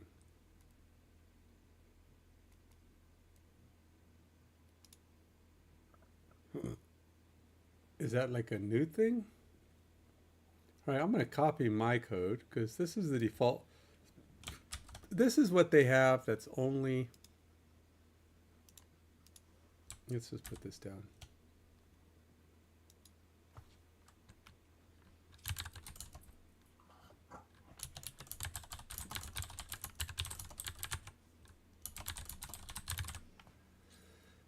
Okay, so let's try and do what they call there. I don't think it's going to matter. I don't think this has anything to do with the price of chickens in China. But we're going to call this connection. Which might be a valid thing anyway. And then, what is the other one? They have this methods thing. I'm going to take that out. I'm going to get rid of anything that's not an exact. So we got our partition key. We got name, direction, type, partition key, database name, collection name,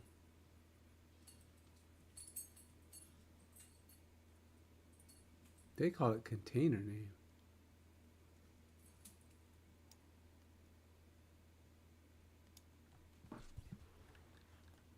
Container name.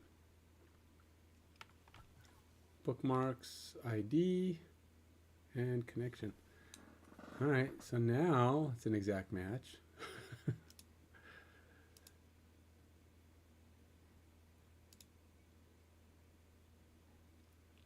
Now this is going to be an exact match to what the demo says.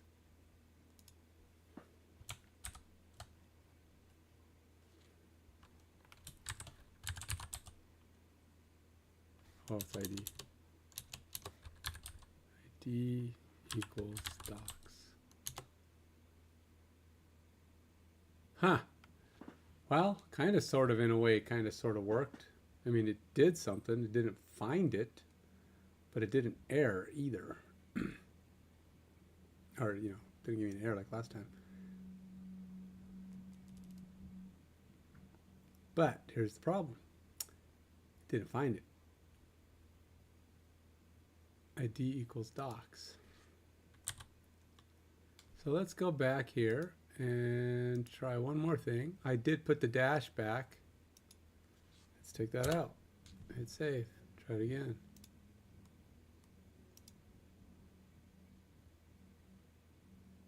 And then we're going to close this. Go here.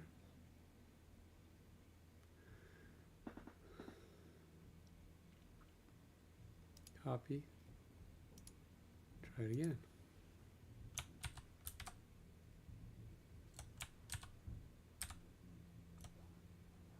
There we go. Ampersand ID equals docs. Ah, look at that. We got something. So, a couple of things I learned there is apparently some of the values that are defaulted in aren't what you'd expect. Now, it doesn't mean they don't work. Yeah, it might mean just that. What I'm thinking is it's possible that after I saved, I didn't grab the updated function key, and I was trying to use the one that was already there, which of course once you make the change you have to save and it creates a new key. So I'm tempted to try it again. I'm going to go back and just try this other code because I feel like the code it gave should have been okay. Now we know that this worked, and I'm going, so I'm going to take, actually, you know what, let's take this one. We know this works, but I'm also curious why the default code didn't work. So either I made a mistake and didn't grab the full updated key, which I probably have to get rid of that. Get rid of this because we know that's not it. And we're going to hit save again.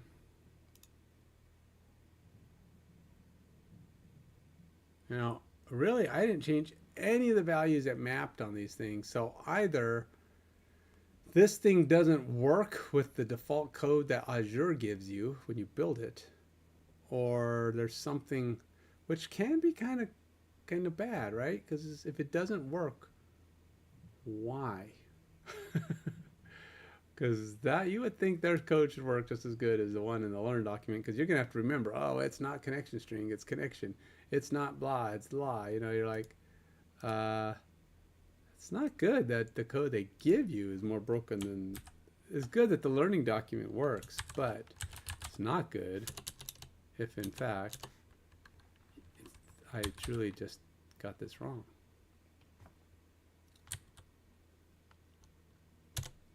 Yeah, see, this doesn't work. And the only difference is I changed to match theirs, like connection. I've changed instead of being collection name, I changed it to container name to match this one. Let's see if I could. Let's see if container name is the problem. I really don't know. I mean, I feel like you shouldn't have to change all these.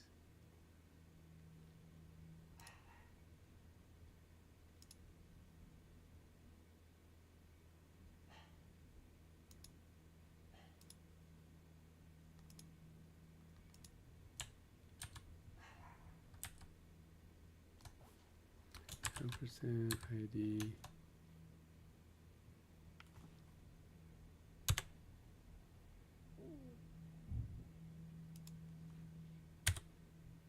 Oops. D equals docs. Huh.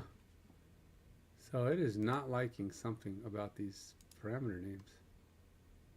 Because as soon as I change the connection now, which again I think is the only thing else I did,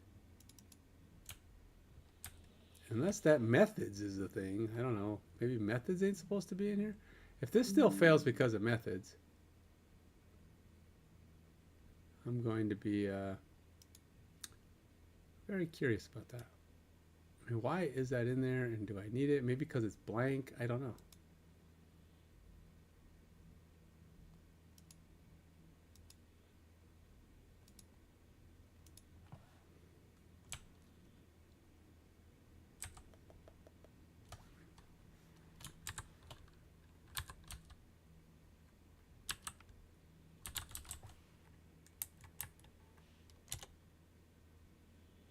Huh. Okay, so I'm going to try one more thing. It looks like whatever this... So the thing that worked is changing connection. So that said, let's go back and see if... what if I change this back to collection name? Collection name. So methods is not the problem.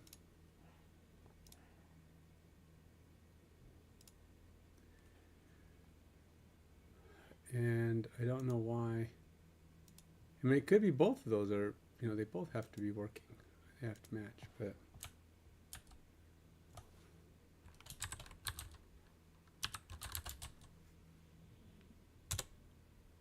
Nope. They both, whatever this thing is doing, it doesn't work with collection name and connection string connection or whatever the heck it was. You have to actually use these values. Container name. That's interesting.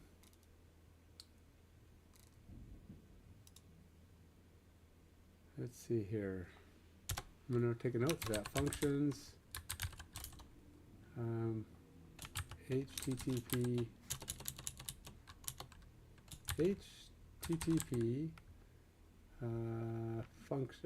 triggers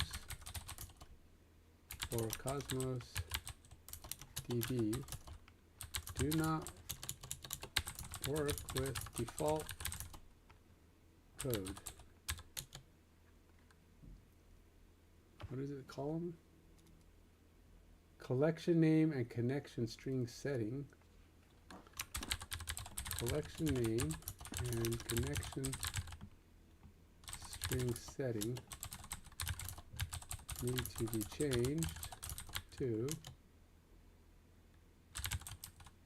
container name and connection. Now, is it possible I missed something in the setup of this trigger? Yes, it's possible. Maybe there was something I'd missed or I didn't quite get, and then when I had to change the JSON, it would fix it. But ultimately, I don't know for sure what that was. So all I can do is tell you right now that those values don't work for this Cosmos DB trigger. For my Cosmos DB trigger, all the other settings are right, all the values are set right, but these container name and connection, the default settings, the default values for that are collection name and connection string setting, and they don't work. I don't know why.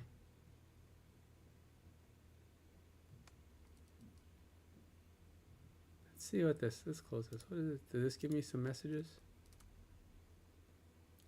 Failed. Value cannot be known.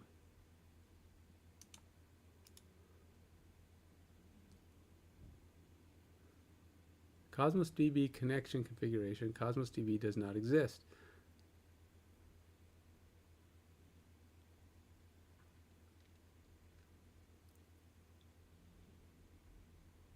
It works fine if I use these values. So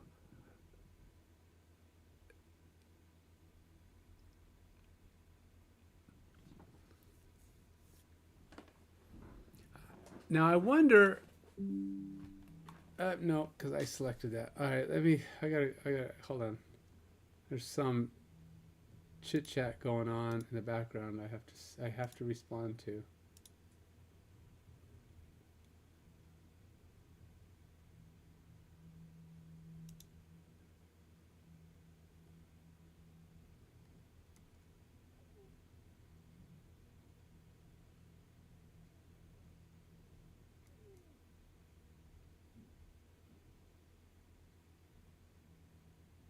Oh. All right.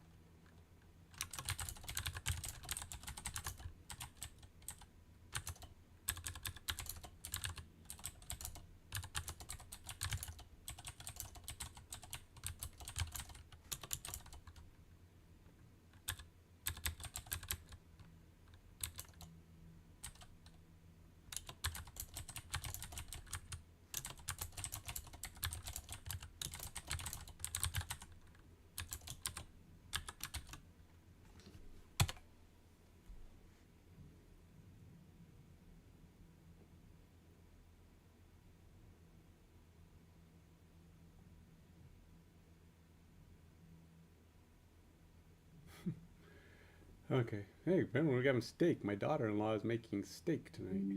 Steak and ale soup. I don't know what ale soup is, but like I said, I go my brain sees steak and the rest is just tasty's a given. Steak. Or as Homer would put it, steak. Or Tim the Two Man Taylor. Steak.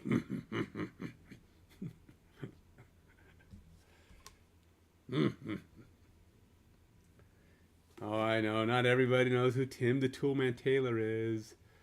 That was Tim Allen's whole shtick, you know, when he was coming up in the world. It was the Toolman, Tim the Toolman, Tim Taylor. His stand-up comedy is what used to be that.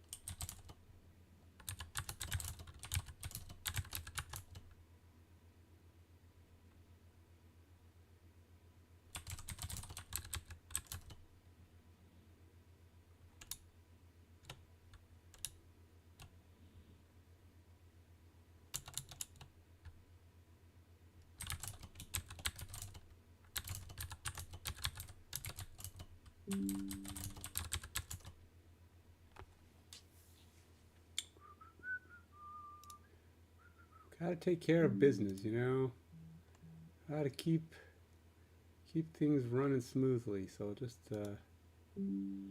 only takes a second, and I'll be back to task.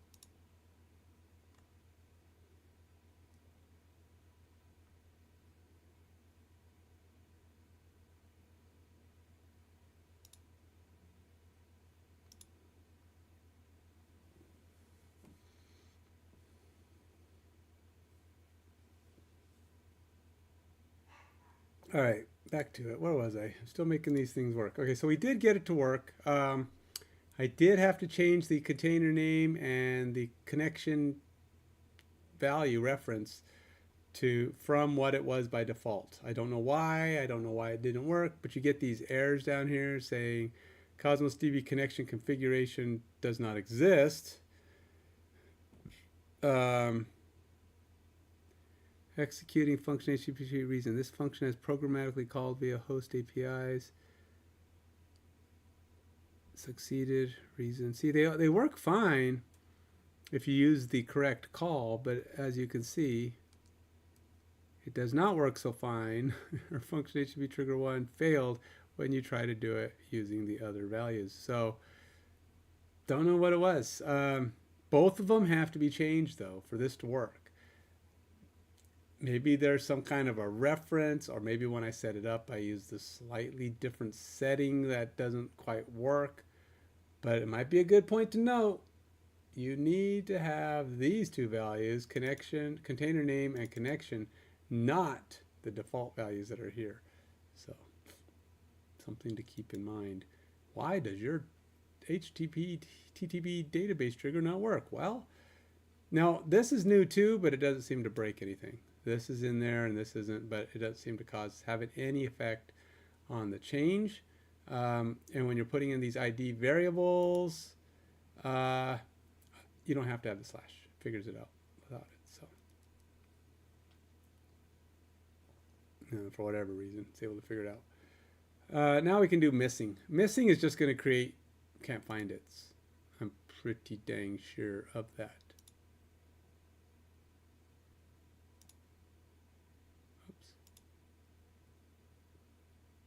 What was that?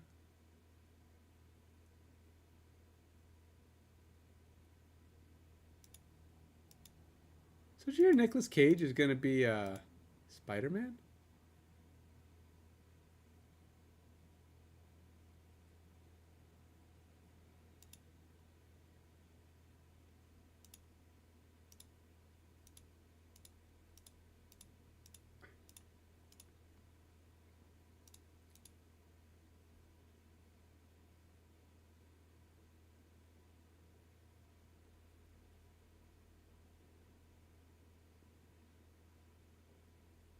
he in her new movie? Did I get distracted? Did I get distracted by my nonsense? Yes. Darn MSN, getting me off my task. What is the nerve, you MSN? That was actually the thing that pulled me back was a Ryan Reynolds thing, and I was oops. And I just I know ID. So let's just make sure this works. Oh wait, what happened? What did I do, man? It stopped working. Oh, I didn't save. That should be yellow. If you've saved it recently, this will be yellow. If it hasn't changed at all.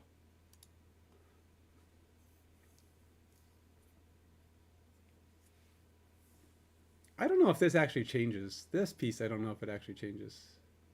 You just have to have your code in line.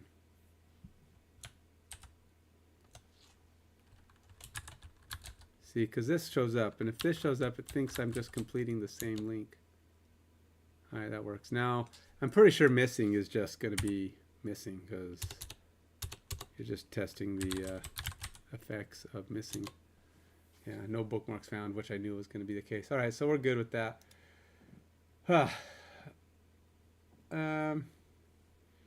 In this unit, you created your first input binding. Okay, so do I have to actually do the output piece yet? No, see, that's actually part of another reading. So mark this as completed. Go to next item. Then we do the quiz that says, did you actually do this? And then you go, yes, I actually did it. And then you go to the next item. And now we're going to talk a little bit about output bindings. And this is going to be more of a result of how do I save data. That'll be interesting. Only a minute 54, so it's really short. Types of output bindings. You'll use them anytime you want to send or store data. However, not all types support both input and output. Here we'll look at the types that support output bindings and when to use them. For blob storage, you can use the blob output binding to write blobs. The Azure Cosmos DB output binding lets you write a new document to an Azure Cosmos DB database using the SQL API. Use the Event Hub's output binding to write events to an event stream. You must have send permission to an Event Hub to write events to it. Use the HTTP output binding to respond to the HTTP request sender. This binding requires a HTTP trigger and allows you to customize the response associated with the trigger's request. This can also be used to connect to webhooks.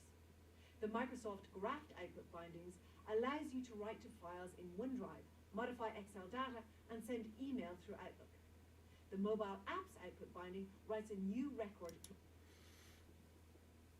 Okay, so obviously we're working with Azure Cosmos database. I do Microsoft Graph will write to OneNote, huh?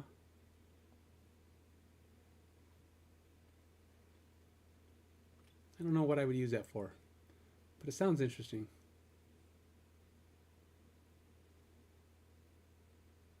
I'm mulling over ideas in my head how it would work with my business. Would there be a purpose, like could I create orders and have the invoices automatically sent to my OneDrive so that I could just print the invoice? I mean, a lot of times I just have it send me a text with a link to the invoice and then I open the invoice. But sometimes it'd probably be good to just create an invoice, save the invoice, and have it ready to go. Like put it in an output, put it in a folder that goes, oh, you got all these files here. If it's working, it's generating these output invoices into your OneDrive. And you could just open the folder and, oh, I got new invoices in there. Print them out and send. That's actually kind of cool. My leg is falling asleep. I think I have my chair too high. It's cutting off the circulation in my leg. Stop it.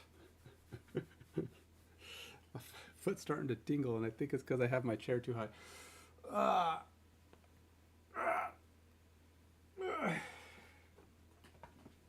That might be why you see me always lifting my leg up. You know, I'm always sitting like this. I need to get out of this chair, man. I don't know how people can sit all day. Even when I work at work, I'm often standing up, but I don't have a desk that raises. I need one of those desks that go up and down. But then I have to bring up, my desk is big. I mean, it's deep. It's probably like 4 feet deep. So having this whole section come up would be Well, that would be interesting. Have to disconnect the whole thing from its legs, and then put some jacks underneath it, and go raise the whole thing up so that I could stand up. That'd be cool, but probably not practical because I got cords and everything everywhere that are like neatonized, organized, and that means they're tied up and stuff. So you start raising things and things start getting hello, can't move. All right, let's finish. To a mobile apps table. You can send push notifications with notification hubs output bindings. Use the Azure Queue storage and output notification. And there's a hubs. lot of output You options. can send push queue record to a mobile apps table. I'm gonna take these. There's a lot of output bindings. I don't need all that. Just keep these ones. Go back to my thing bobber here, and we're gonna get rid of this. And new page, say output binding. Output bindings.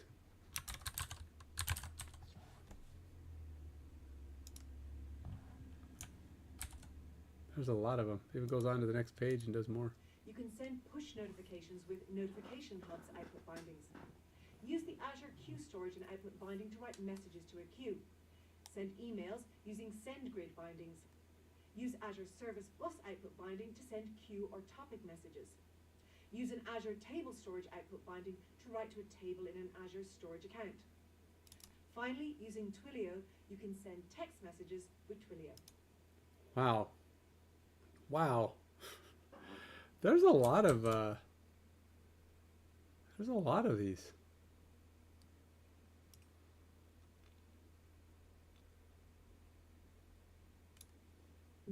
And to be honest, I don't know what they all are, but Twilio, let's see, this one would be send text messages.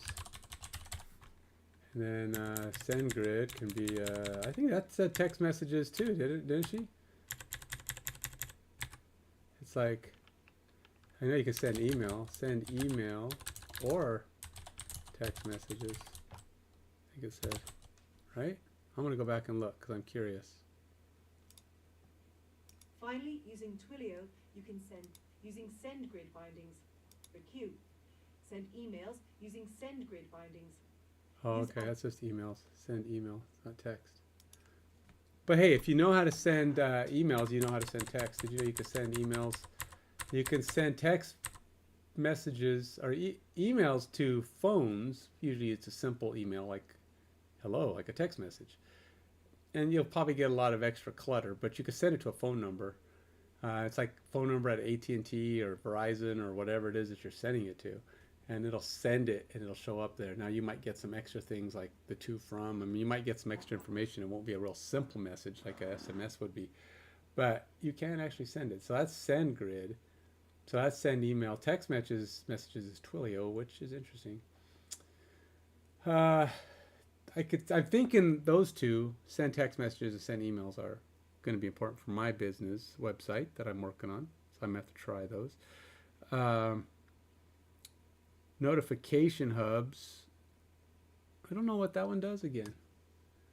Some notifications, I'm not sure how they would function, but. You can send push notifications with notification hubs output bindings. Use the Azure Queue storage and output binding to write messages to a queue. Send emails using send grid bindings. Use Azure Service Bus output binding to send queue or topic messages. Use an Azure Table Storage output binding to write to a table in an Azure Storage account. Finally, using Twilio, you can send text messages with Twilio. To create a binding as an output, you must define the direction value as out. This is placed inside the binding expressions code in the function.json file. It's worth noting that the parameters for each type of binding may vary. It's possible to apply multiple bindings to a single function. This allows you to define both input and output bindings, and the input and output can even be the same binding type. Okay, so that's all very interesting as well.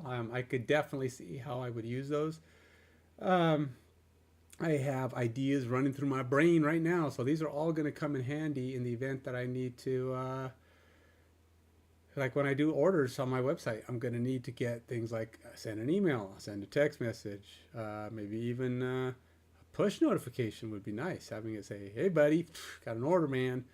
Check it out. Not just a SMS. But SMS gives you kind of but a push notification is like, it's going to show up in your bar. Of course, SMS does it too. But I'm just saying, you've got potential there where we can have multiple pieces of information. And one of the things I've noticed is like, the last couple of orders I got on my website, since they were kind of far apart, I was late to ship them. I did ship them, but I mean, I shipped them, later than they should have been, probably by an order of days. And I prefer to ship within 24 hours. I mean, I get an order, I ship it. But the thing is, I wasn't getting notifications, and it'd been, a month plus since I got an order, and I didn't check it. I gotta check it. Gotta be more efficient. So I was like, look, and say, I put on all the notifications. Give me push notifications, send me email, send me whatever you got. So I'm going through my day, and it's gonna slap me in the face. Hey, you got this. I put it on my phone, so give me whatever notifications you got. I get an order I want to know about immediately, so I can prep it and get it out to people. And this Shopify site has stuff, but I don't know why why I wasn't getting any notifications. And I think they were only sending me an email, which is not enough. I need more, because email, I'm not good with email. Sorry, I'm slow to respond to emails because I have too many emails, and I look at them and I just filter through and delete. And then I got multiple email accounts, business and personal, and it's just so many things. And I needed something to slap me in the face. SMS, push notifications, alarms, alerts, whatever, and just have them constantly coming up and letting me know. In fact, if I could find a Shopify account notification that would pop me up something on my web browser, I would do that too. But most alerts and browsers only work when you're on their website, which won't do me any good, because I may not be on the website. If I was on the website, I wouldn't need it.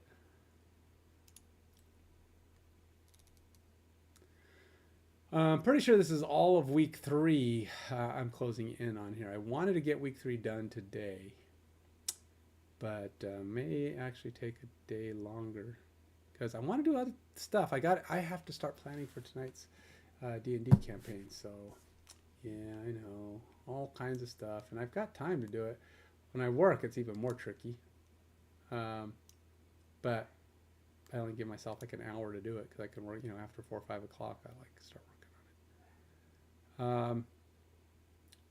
So this was, let's see, if I were to go click here and hit next, and is that the same thing if I click here?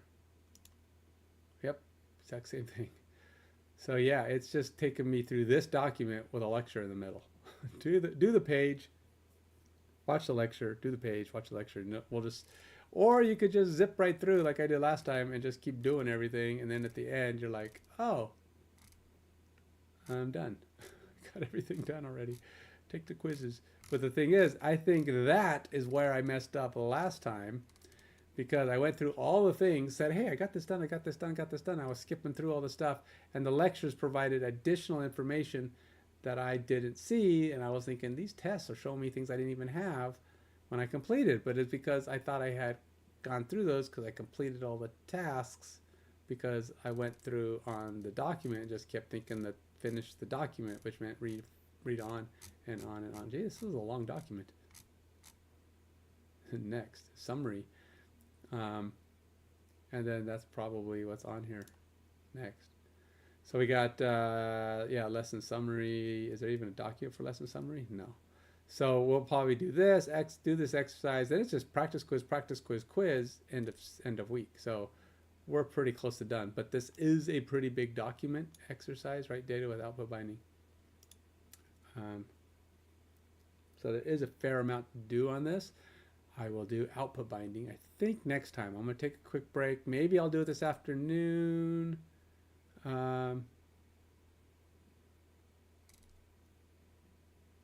It does kind of go into, I'm going to actually keep this page as a note. I want to have this for reference.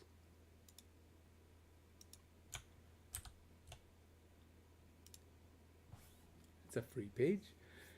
Keys Bob, because this tells you what these specific items are. Again, I think the lecture is just reading this stuff. Theoretically, I could just go through all this reading stuff, which I hate reading.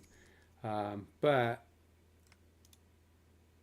it's just, look, I read a lot of books and they're all on Audible. So really someone else is reading them to me.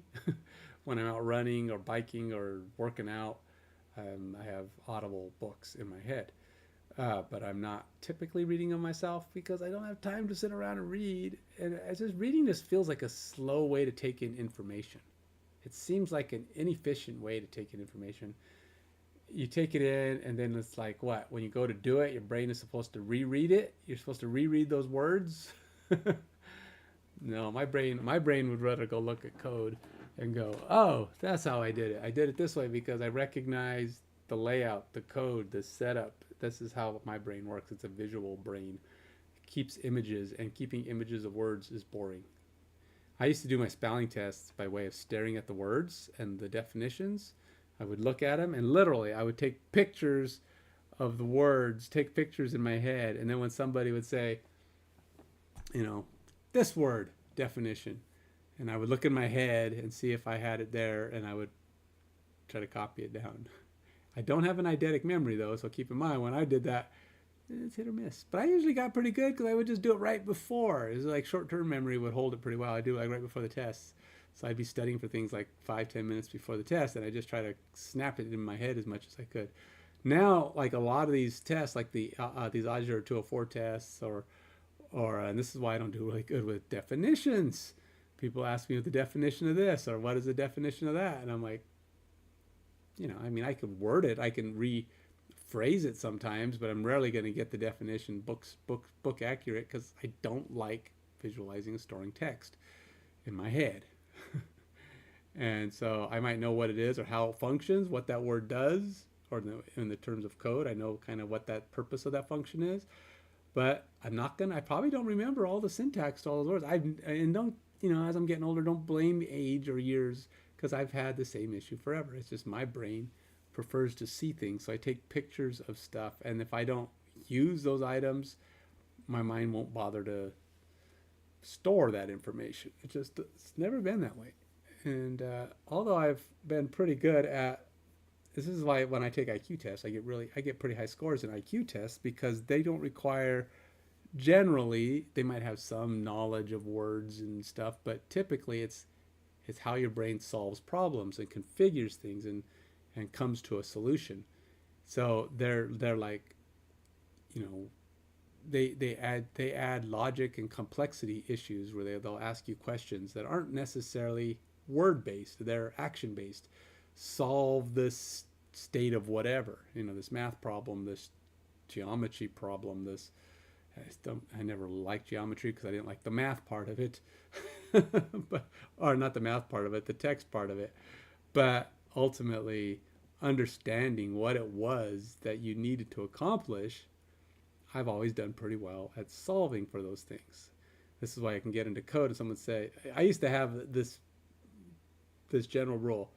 Somebody say, can you do this in C# or in Access or in whatever? And I'd say, yeah, I can do it. Comes down to it wouldn't even matter how complex the issue was. I want to do this or that. And I'd be like, my brain is already figuring out when they ask the question, how would I start? How would I try to make this happen? No, I've never done it before. They're asking me for something new. How would I know? But the fact is, I've never run into a problem that if I knew what I'm working with, what my tools are, what the options were, that I couldn't come up with the answer. Couldn't come up with a working, viable solution, because I see all the parts and I'm like, they're all there. Everything exists. And if I know the parts, I can make it happen. So that's why I liked programming and developing things that were new, because it'd be like, yeah, I got to create this thing. My brain just goes nuts and it's like, oh, I can do this and plug this in and make that work. And before you know it, it's like, hey, it's doing this cool thing. And I didn't even know for sure. I mean, my brain didn't know the answer. It wasn't like, do you know the answer to this problem? It was, can you make the answer to this problem? And I say, yes, I can produce what you wanted. And I've always come through in those states. Sometimes, if you don't know the tools you're working with, that can be really difficult. And that's kind of what I ran into in my last project. I didn't know any of the tools I was working with, and I was being asked to do things with things I didn't know. So it was like I had to learn, I had to bring myself into knowledge of the tools. And that's what I'm doing now. I'm trying to build myself knowledge of tools, know what they can do, what they're capable of. And I may not always know how to do those things, but that's the small stuff. That's the minutia. That's like, I don't care. I just need to know that function apps can do X, Y, Z, and that these can do that, and these can do that. And it's like, I'll figure out the how they do it. You know, that's later. Let's just find out the needs.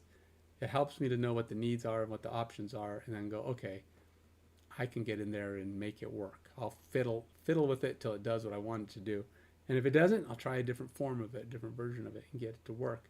And I've done, one of my coolest apps I did was before I started working at my last job. I was working for a company, a healthcare company, that was creating dynamic, or they wanted me to create an app that was a dynamic, what do you call it? It was like a questionnaire. It was a, what do you call it? Dynamic. Yeah, it was basically a dynamic questionnaire. They would have clients, patients would come in, and they would start listing the problems, the things that they needed. And what this application did is it literally wrote itself based on the questions that they would have. So they'd have this kind of situation. Say, oh, all right, well then the app would write new questions based on what their answers were. Kind of AI-ish, but it wasn't, not that advanced. But it was kind of like that. And so it was basically, it used a tree, a node tree. And as things would get inquired of, it would go, okay, well, based on these answers, you get these things. And then if they would have their own questions and their own answers, and based on certain information it may have got from somewhere else in the tree. So basically, as it was building, this tree of answers would build up, and it would categorize them based on the questions that started them. And it allowed for the questioner, the doctor, the secretary, whoever was taking the intake nurse, would be able to have all the information, and then they can click on those given nodes and find out the information they needed from that customer. So it was super cool, and it was working great. I had it all but finished, and then they go, yeah, we're not going to use that anymore. We're not doing that anymore. That's when my contract ended. I was like, what? It's like, yeah, I don't think we're going to use this. We're going to use this tool anymore. We're going to do something else instead. But don't you want to use it? It's so cool. It came out so cool. Nah, it's just not what we need anymore. We're not doing that anymore. So it never saw the light of day. But I was so proud of it. It was one of the coolest apps I'd worked on because it did some cool stuff. Oh well. Anyway, I'm going to take a break, and then maybe I'll get back to it a little bit this afternoon. I wanted to finish this last week. I really do. So that means completing this, which I already kind of did that. So let's go on to this. Exercise, writing data with output bindings. It's a little bit long-winded, but a lot of it's messages, or the pictures. I don't see any reason why it can't be done, but it might take a little bit of time. And I'm going to stop for a bit. So until I do start again,